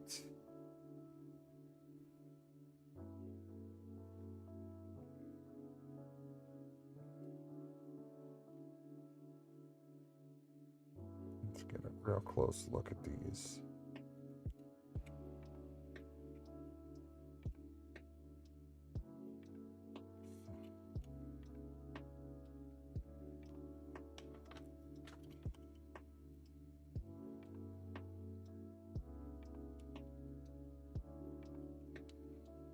Oh, that's not the same.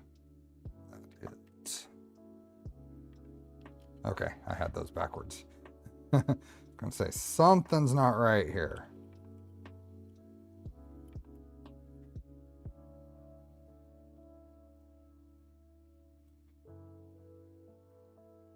Okay, I think I'm gonna go with this one. This one goes away. What was it? These are the same.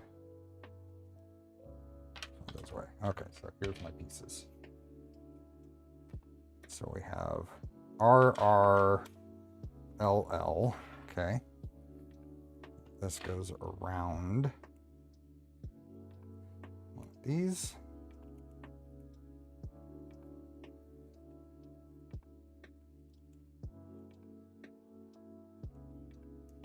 Now what bothers me is how tight that is to get that on. That's all probably to do with, I don't think extrusion multiplier was off because those top surfaces look really well, but maybe PA around this feature here that spreads those apart, that might be.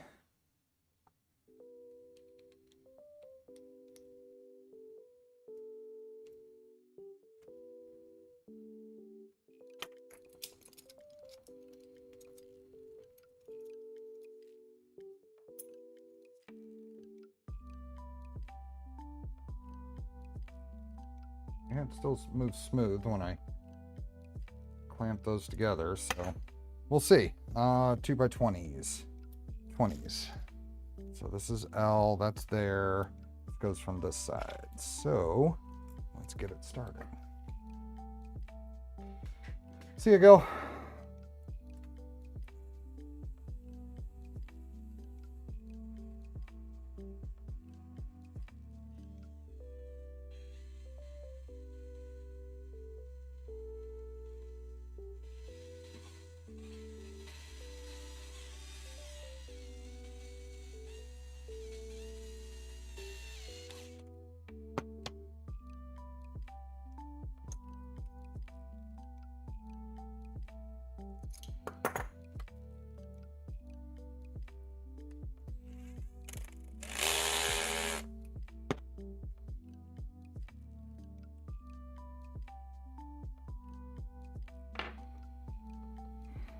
Okay, and then I'm gonna grab a bigger set. I'm gonna actually hold this because this is still really smooth. I'm not feeling I have any danger of causing any problems, but I want to not have to pull this together with the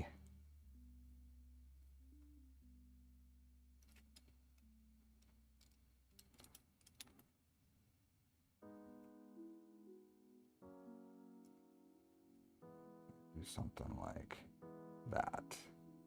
There we go.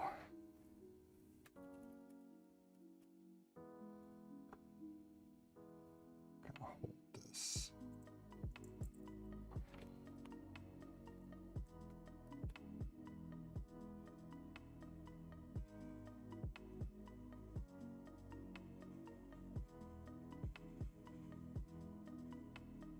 A regular 1/16 drill bit could be used to tap full-size bit for M2 screws. That's good to know.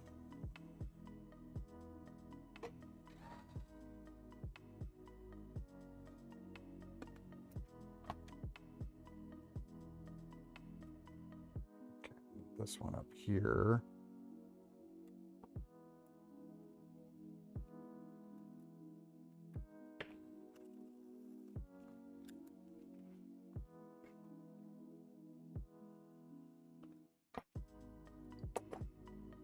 Okay, and that's still really smooth. And it is together.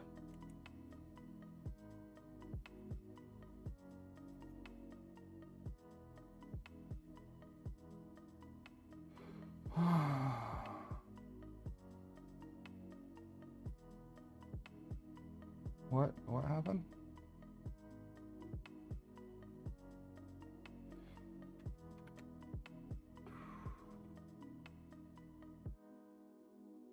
Chores. Get any sleep? Whole hour and a quarter? Wow.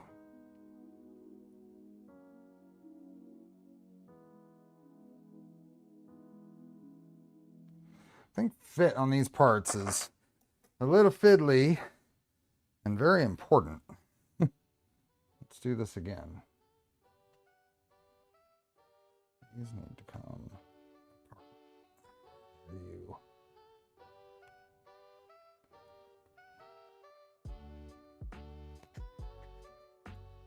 Oh, there we go.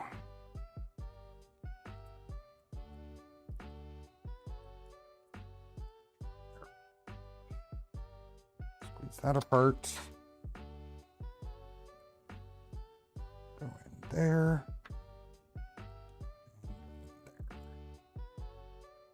Now, do the same thing.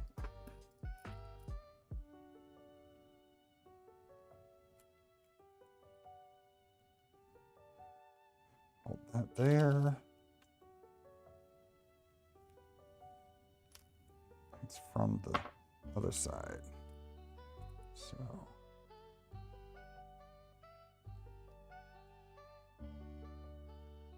There we go.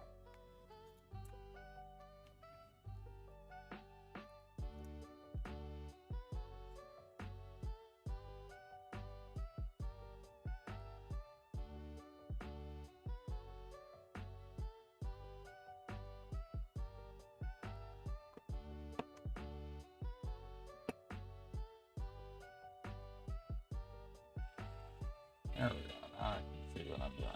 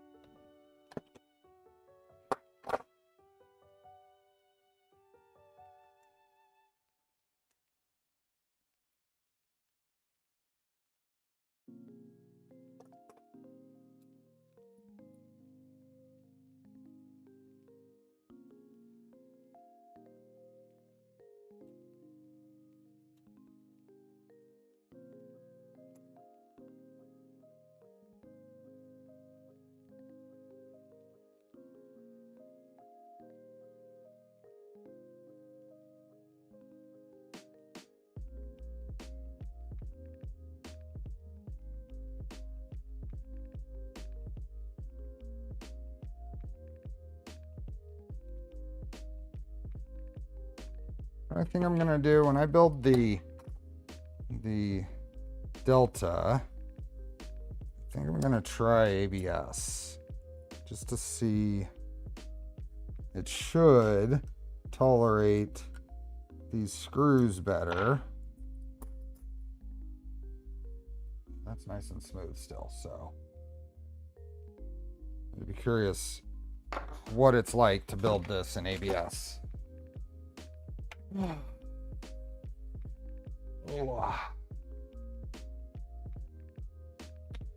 Okay, then we have the rear knuckle pieces. I think these are all the same.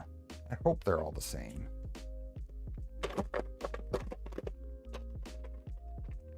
One and two. Right and right. I need a left and a right. There's a left. Left and a right.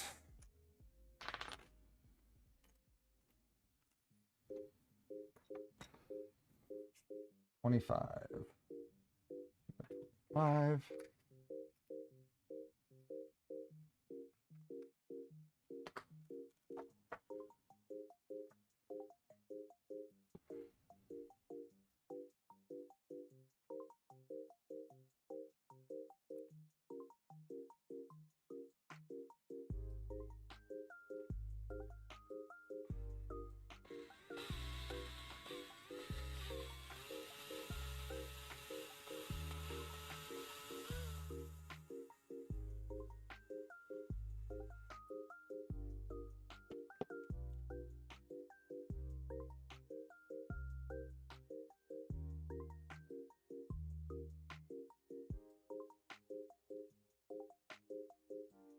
Nope. That one was stripping. Where'd the 25s go? Here they are. That one was stripping on the head. It does it that quickly. Back out. Throw it away.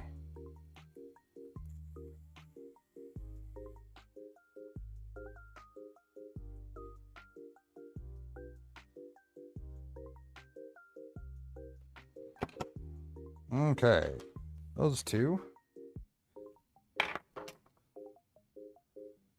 And then in 2x12s going into that. It's onto the, yep, okay. Pointing to the back, okay.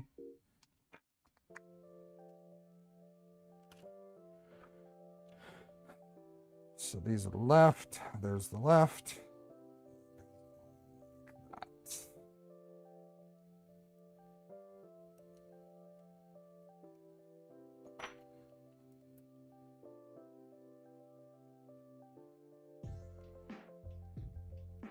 That's going pretty quick.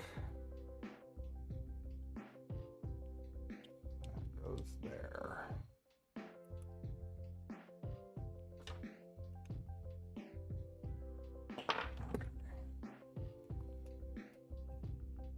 One of the advantages, besides just fatigue or whatever, or saving your wrists, one of the advantages to using a power driver for this is you can hold the driver steady. I mean, there's no way, it's very difficult to be threading on manually without rolling somehow, to some degree. So I can hold this very steady, which reduces the chance of stripping the head on these screws. So even if you got the endurance to deal with the manual screwdriver, these M2 screws,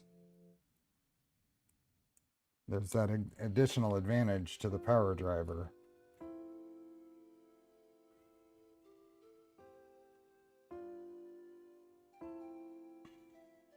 I would hope that the kits would come with a lot of spares.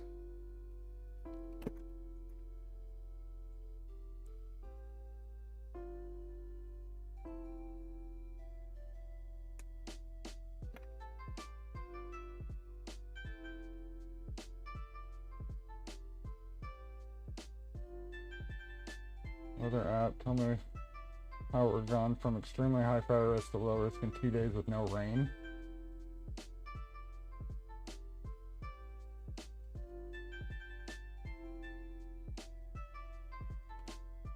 What are you doing?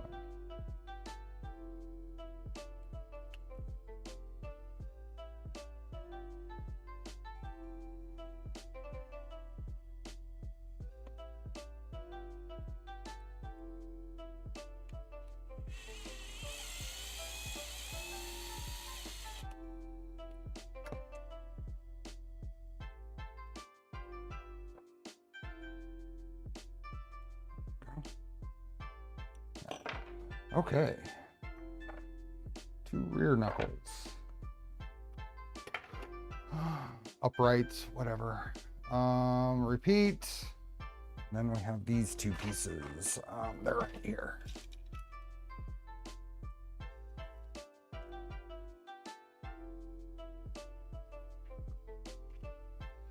So those are M2 by 12s. Again.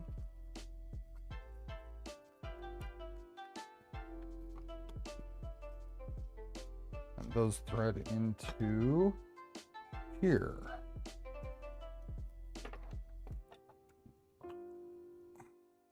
Now, you have to, fortunately, these seem to push through just fine, but they mention a technique here, I think, maybe it was somewhere earlier, with shoving a screwdriver, a flathead, in the side of these if you need to lock that TPU in place. But I think these will push through pretty easy.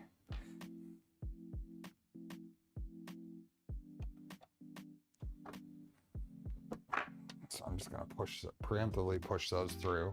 And we're going to find out what size is on the other side. I'm skipping forward a little bit because I want to push the screw through that's going to go in the other side. How far do we have to go to get to there? Aha, more M2 by 12s. So let's go back.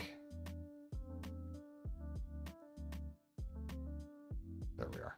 Here's where we are.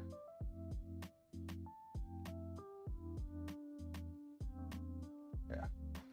Okay, so we're gonna do 2 more 12s right at the top here.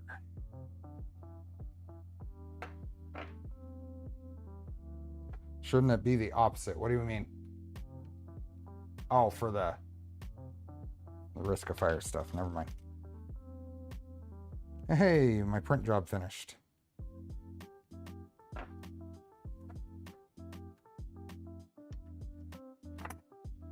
Okay, there's those 2. So now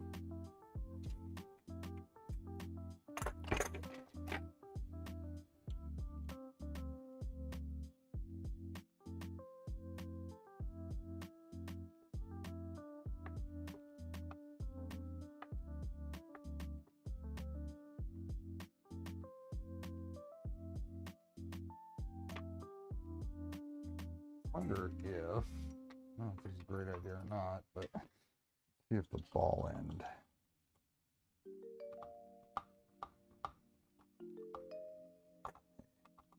Not super thrilled with that.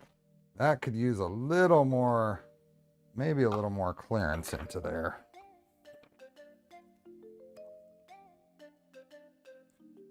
That worked though.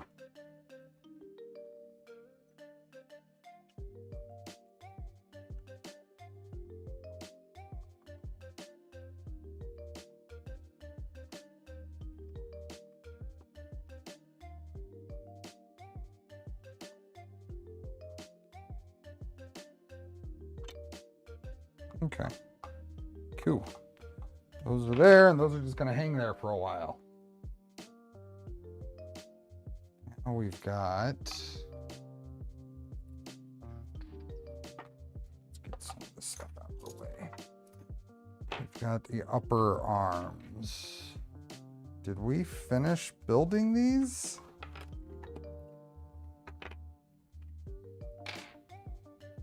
Install the upper arm. Where did we assemble the upper arm?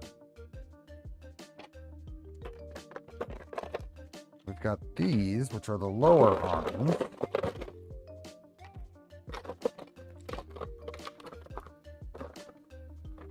I don't think we finished building the upper arms.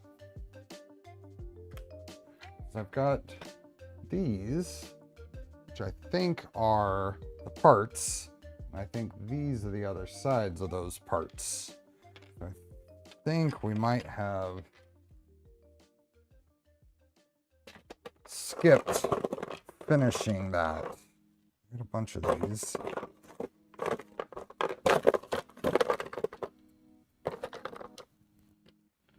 Bearings. Yeah, I think we skipped that.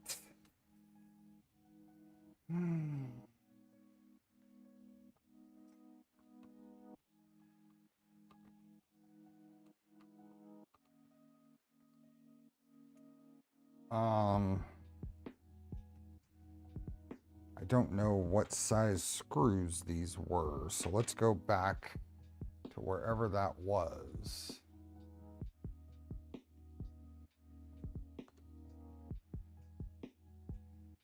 Couldn't have been too far back. It's probably right before all this. Front knuckle, front suspension.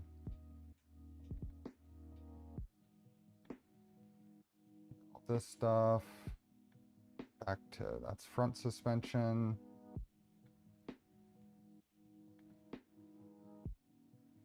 That's front suspension. Assemble 2 sets of arms. And this is what we missed. So in 2.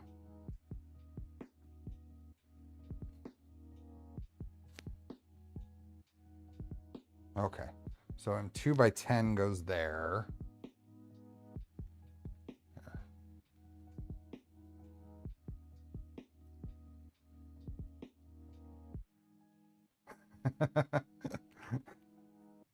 Well, that's good, Deanna.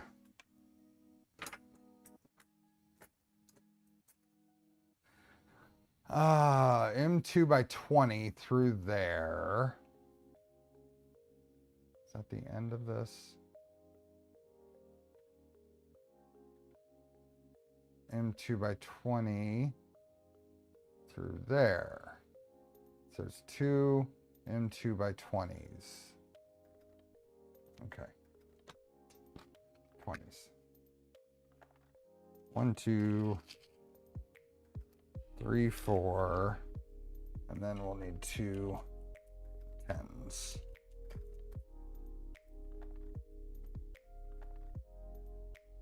No, that's a left.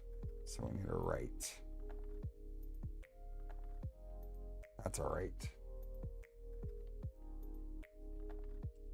So 2 by 20 goes here.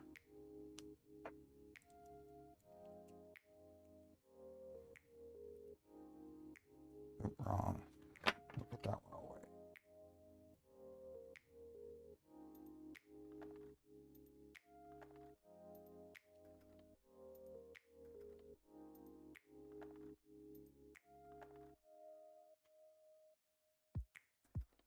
Goes through there. There. Now that'll hold those. I'll hold those together a little better.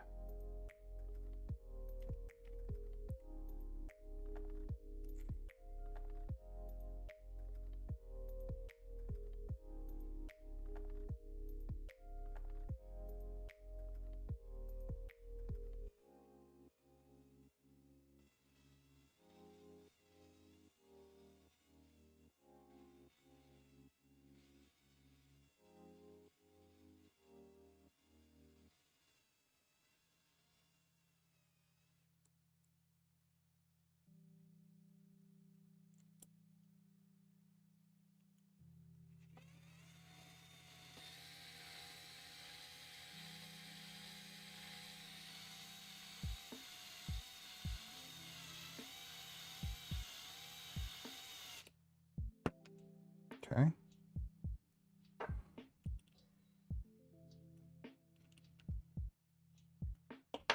And then a 10 goes in here for rebar.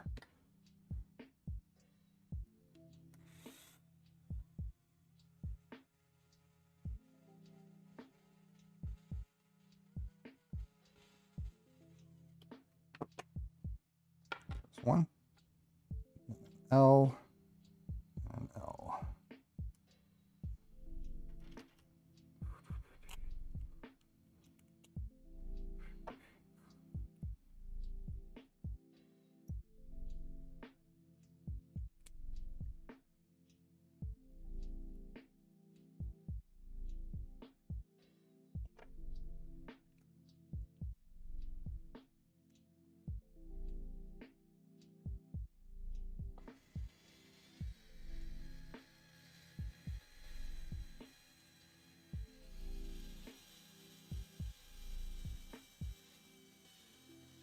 would like to get suspension completely done today. That is my goal.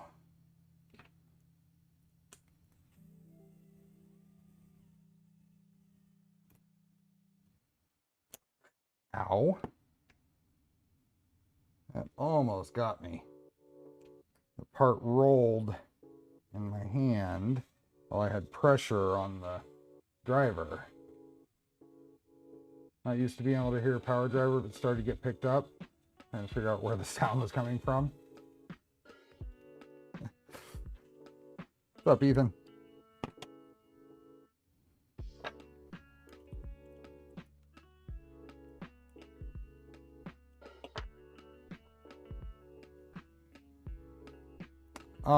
Yeah, it did get me a little bit.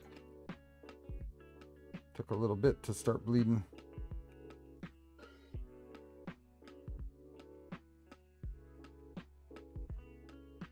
Okay.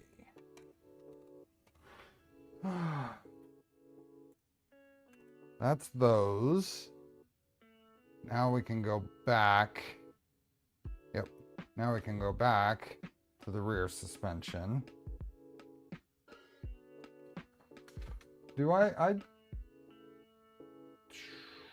Yeah, noise suppression is on. So it'll come through more when I'm talking than not. So maybe that's it. Okay, we did that. Now we're right here. Install the upper suspension arm.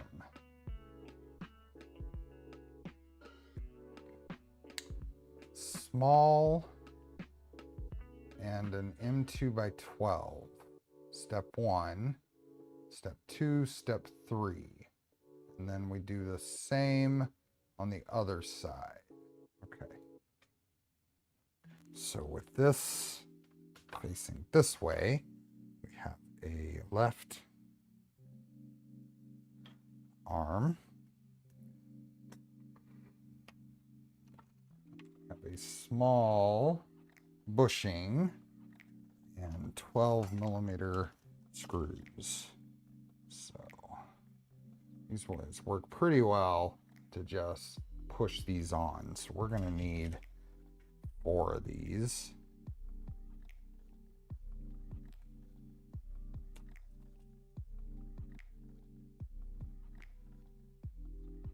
Sure, you've answered a dozen times already, but what electric driver is that? It's not available anymore. It's a DeWalt 8-volt max. You can find them anywhere. It's a DCF 680, but it's discontinued apparently.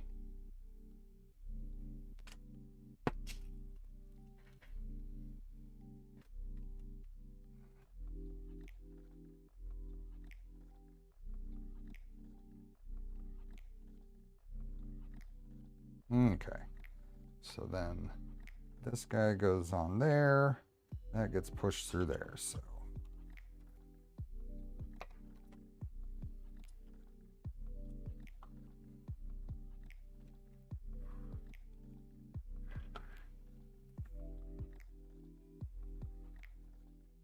apply some grease. I forgot to apply some grease.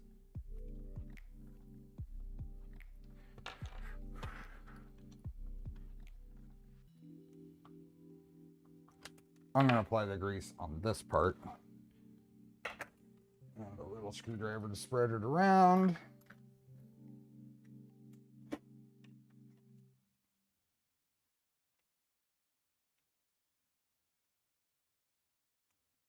A little bit,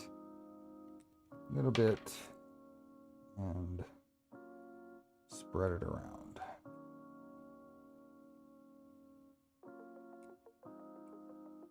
Do that on both of these. So that shouldn't need a ton of grease here.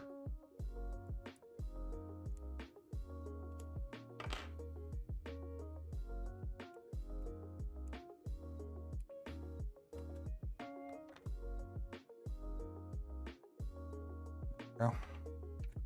Okay, now this on.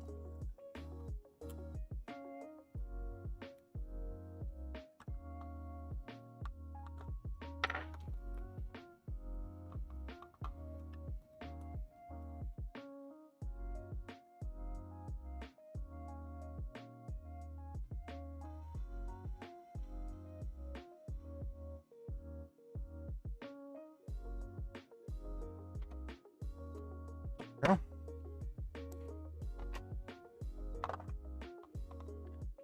Same thing for here.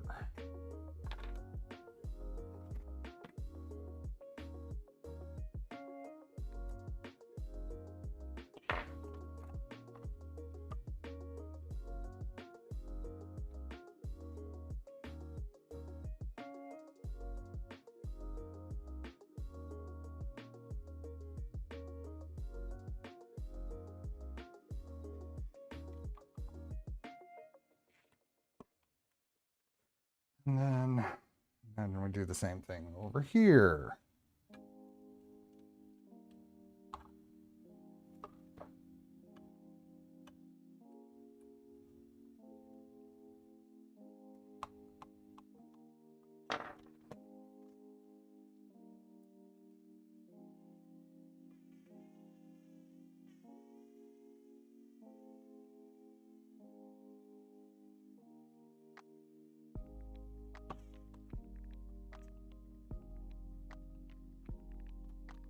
Go.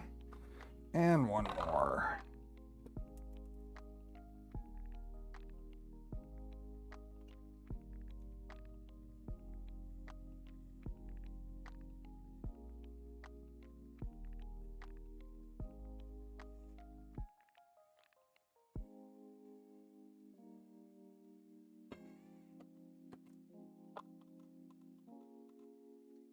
Okay. Oops, what was that? What's that pointing at? Oh, it's pointing at a drawer. Okay. That was what we just did.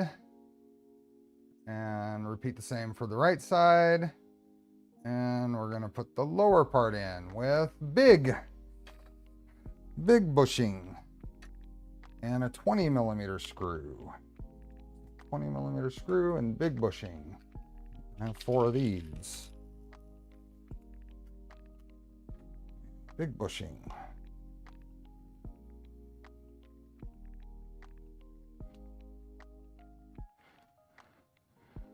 And there we go.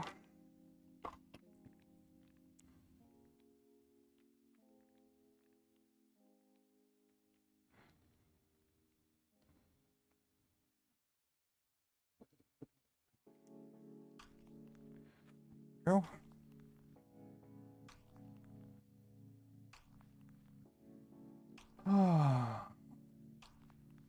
One more.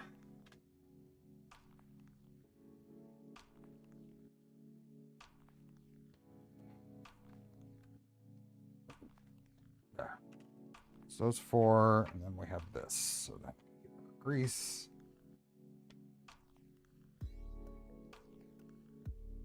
A little bit. Each one.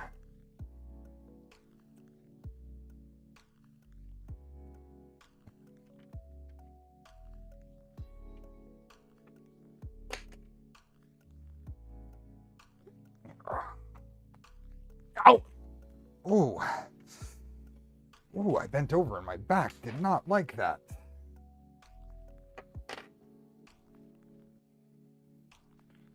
Ow.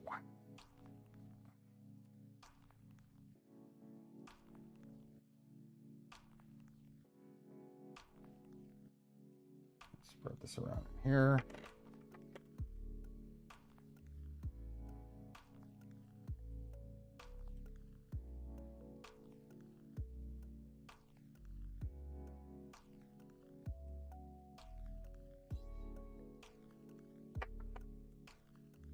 I am getting old. At the last doctor's appointment, I asked him about the spot on the side of my nose. Because, you know, I am Gen X. What sunscreen, especially when I was younger. He said it's just an age spot. Just an age spot, liver spot, or whatever they call them. Yeah. Okay, what way does this go? This goes, it's this one here on this side. Okay. So this one goes on this side. These go up on here. So This goes like this.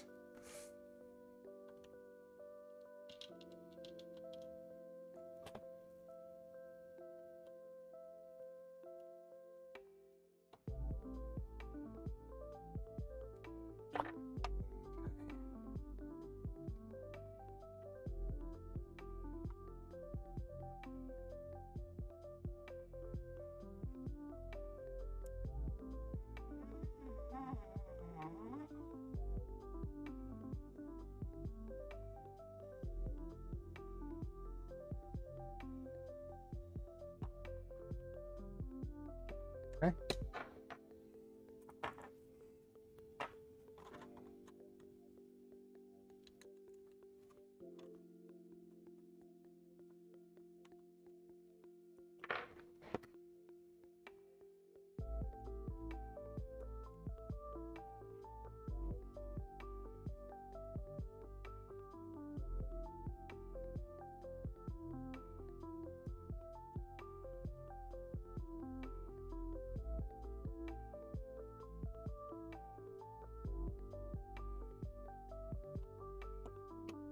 Two.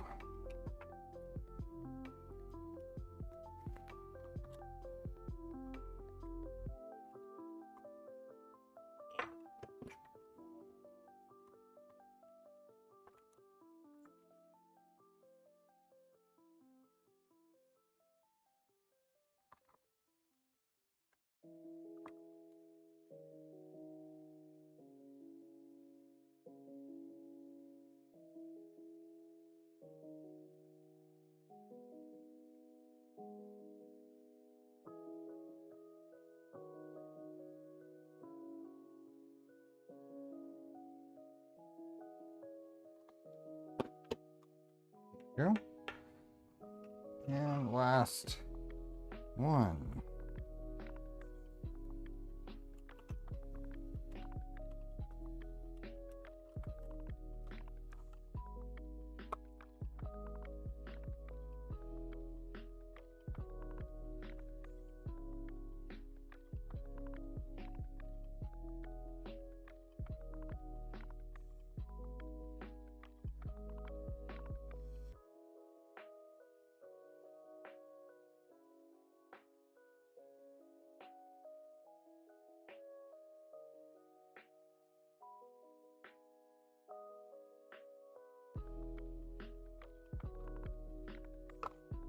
Okay.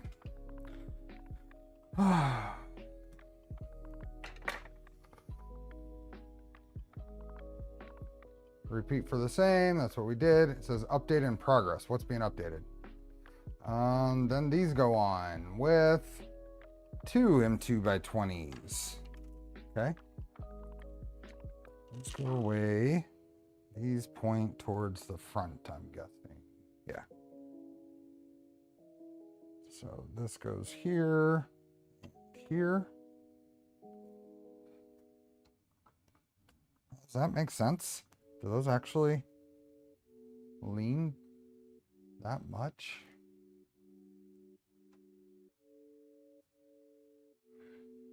I guess so. It seems a little odd that that leans that much back here. Huh, okay. Those go in from the front, so let's start with this side over here. The 20s.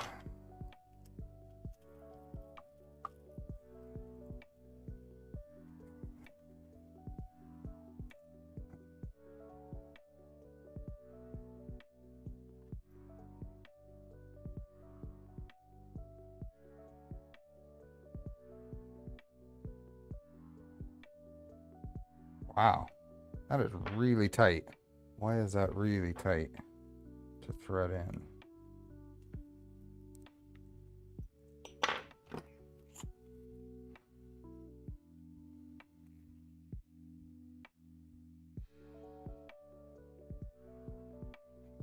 Okay.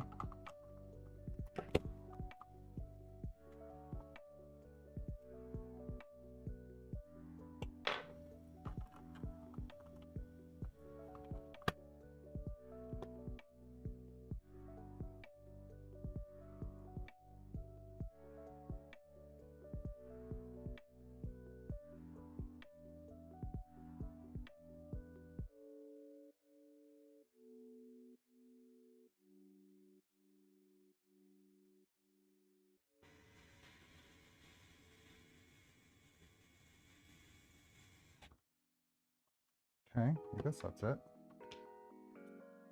Another one on the bottom.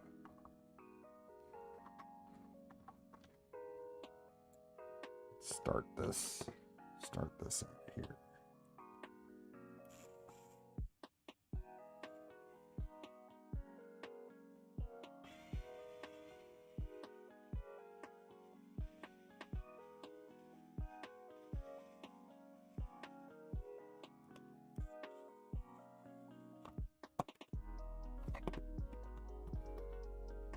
Nope.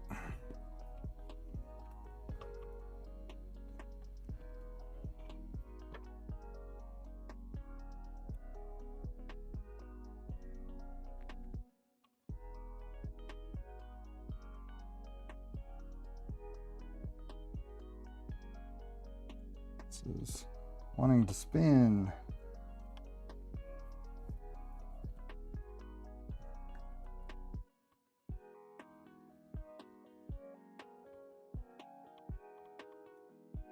That does not seem right. Sorry, this is a little awkward to do, but it's trying to.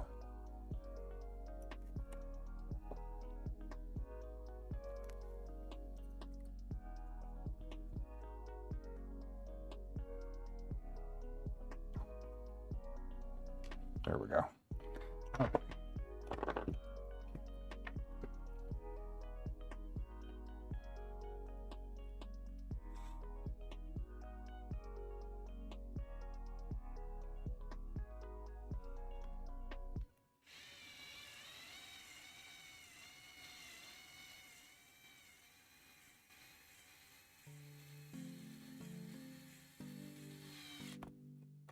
Okay. I got rear steering. Okay,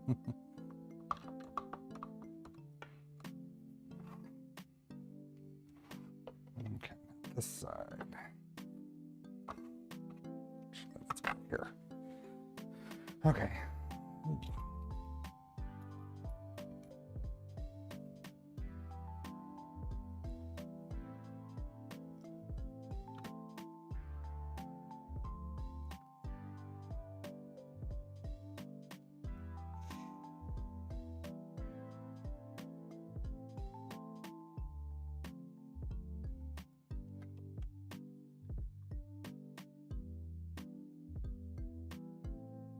Even a little bit too threaded in.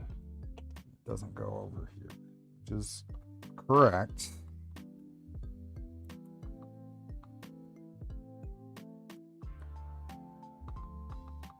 Gotta make sure that TPU bushing in there is straight. That's what I was having a little bit of trouble on the other side with. I did miss putting in the axles. Darn it. I haven't missed it yet on this side. I haven't missed it yet on this side.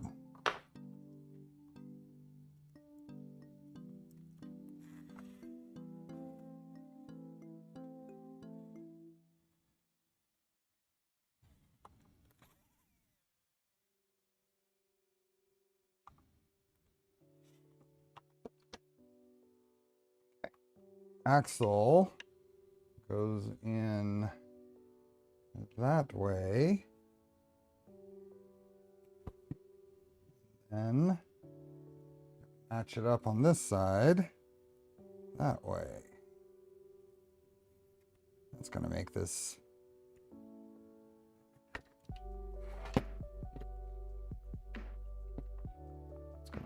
a little more difficult.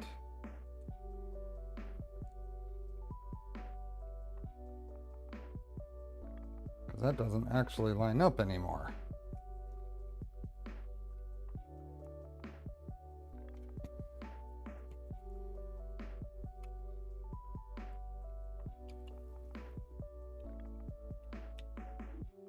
Make sure that this pushes in here all the way. And pushes in here all the way. Let's try that again.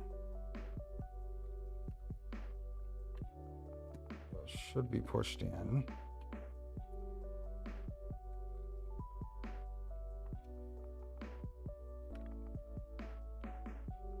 That's really tight there. See, that doesn't quite compress enough to go in there.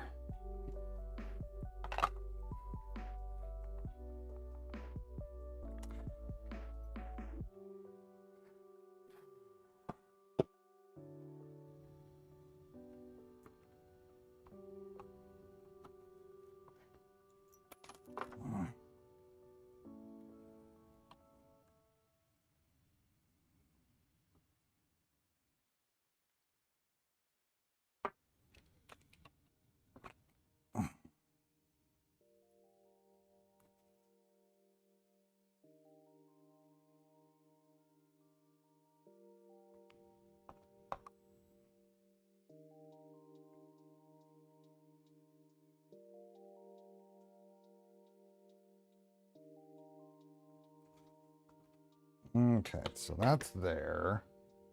This has to line up correctly. Go here. This has to line up to go in here. I feel like this is too tight. There should be a little bit of play in that axle. They don't allow for it.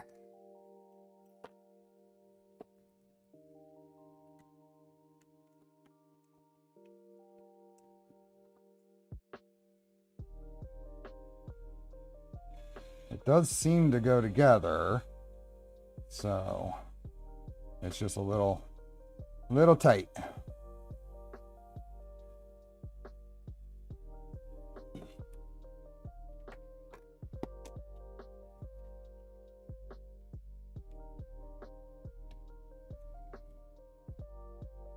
It turns.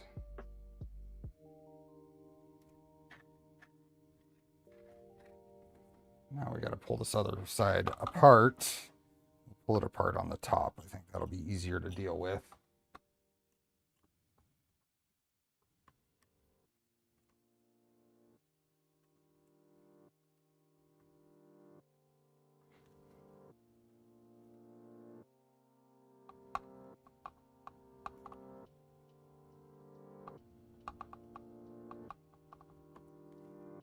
Yeah.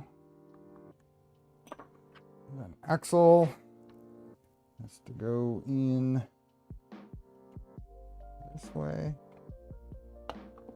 Now it's possible the print settings for the TPU, it would probably be where I would point. Maybe the TPU cups there could be a little tight.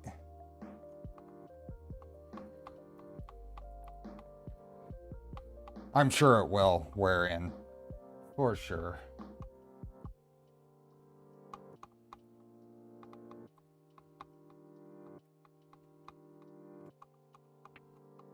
Okay, now axles are in.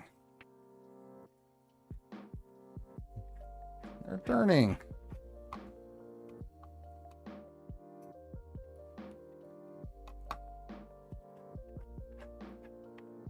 Okay.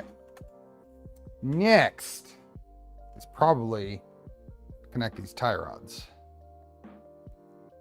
Yep. Connect that. And repeat the same for the other side, and then shocks. Cool. Okay. So now this guy just goes straight down onto here.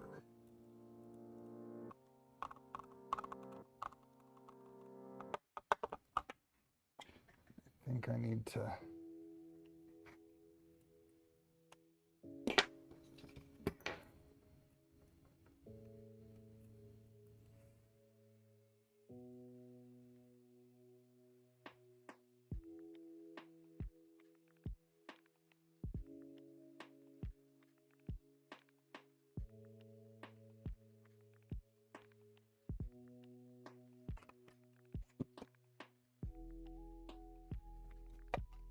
there we go. Now, no more steering. No more rear steer.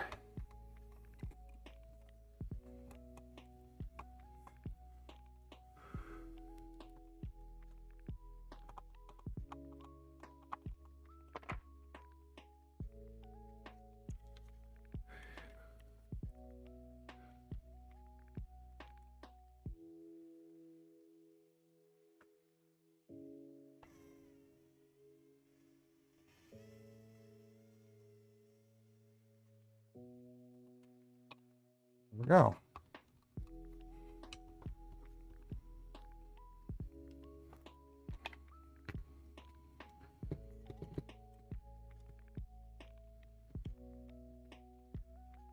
Sweet. Okay. Now shocks. We already assembled them. So now we're gonna go. Which was it size-wise? Guess let's go down to 511. What page were we on? 198. Okay. So 511.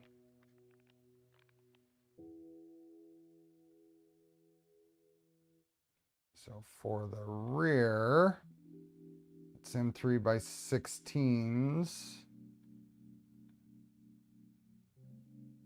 And M3x20 on top. Okay. So the same thing. M3x16 on top. M3x20 the bottom.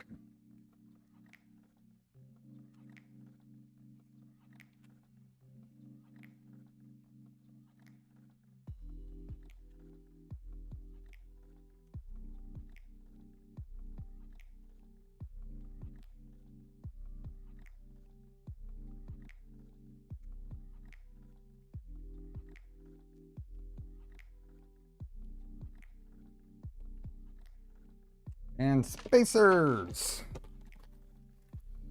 One spacer.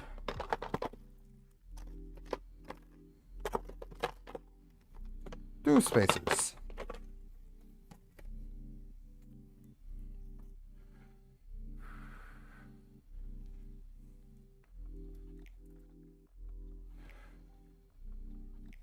Spacer. Spacer, spacer, spacer. I feel like that's very little threads there for this. For something that goes all the way through here. I think this could have been like a 25.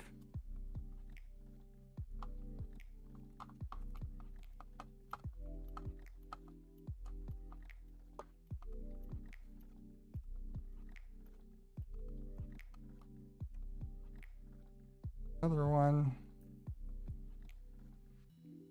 Spacer.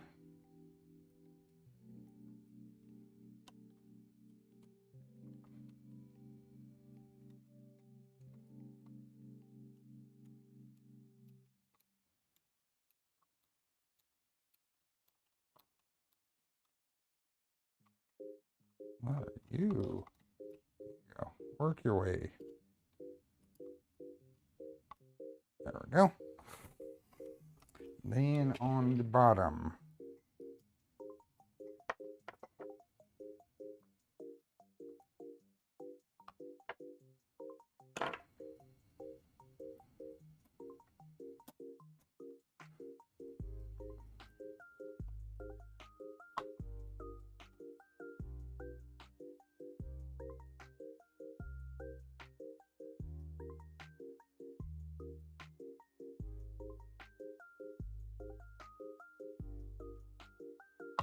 Go.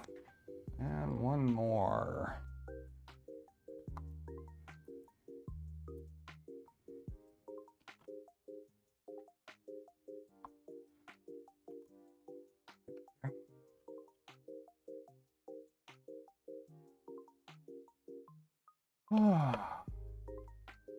We have 37 people here and 30 likes.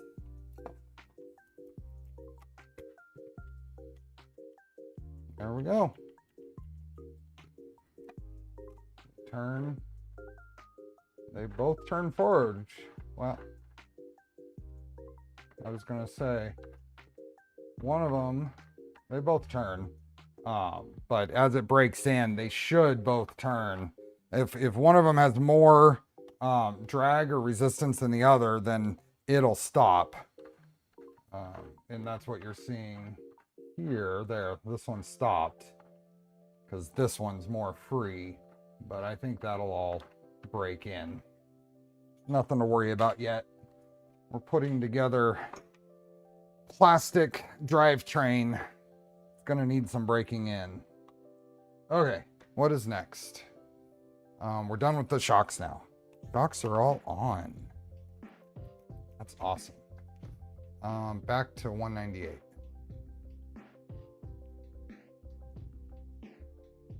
It was further than 198. So this is 211. Oh, it says 211. That is, oh, never mind. I was wrong. 197, 198. There we are. Front suspension, check the orientation. This is just putting the shocks on. Okay, now we're on to steering stuff. But I think this is a good point to... We spent 3 hours putting suspension on. Those poor MOG builders. Those, oh, hey, we have 37 likes and 36 people here. And now 37. 37. We have achieved 100% like to attendance. Oh, boy. Yeah.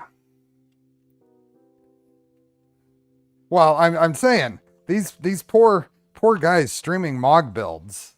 Whew. They're going to be at that for months.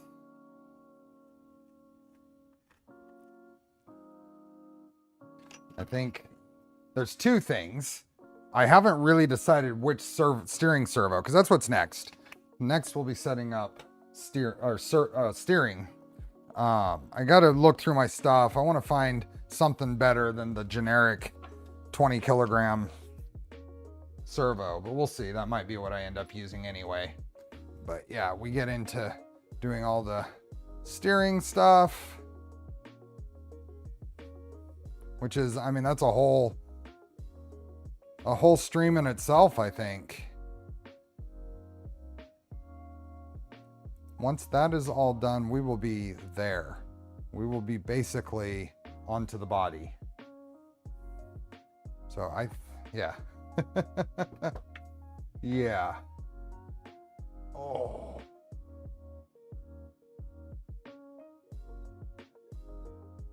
Reviews don't appear on member-only streams. Oh, yeah?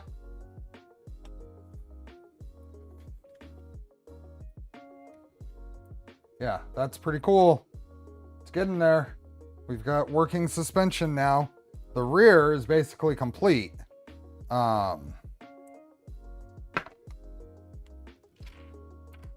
think these guys mount right here. With the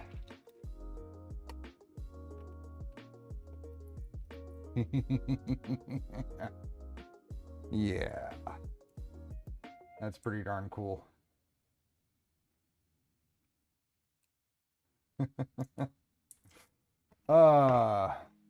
Mississippi, are you going to stream your torque build?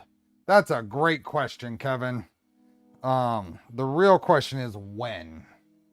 This is going to take me into October at least, building this. Oops. Yeah, let's just go here.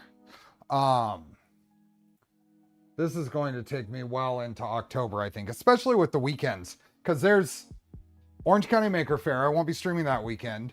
3D Printopia. I won't be streaming that weekend. Vice in the middle of October. I won't be streaming that weekend. I won't be streaming next weekend.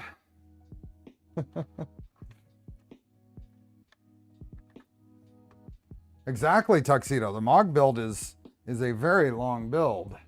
I feel like it should be more complicated than this one. But that is so cool. That is so cool. I like this whole little setup where you build the whole drivetrain. You could hook up power and stuff and have it move.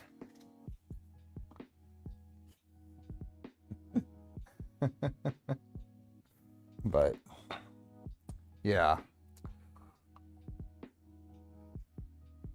I'll be eating bagels next weekend. Exactly. Oh, okay, folks. Thank you very much. Thanks for hanging out. I will try to sneak in another one of these. I should be able to sneak in another one of these in August. I made the other ones public. I forgot to make the first one public. But I guess they were both in July, so it's a fine find time. Yeah, we'll get another one in this month. We'll see how much I can get done. So with that, we will see you tomorrow. We'll be finishing off this guy. So take care, everyone. Enjoy the weekend and enjoy the build. Bye.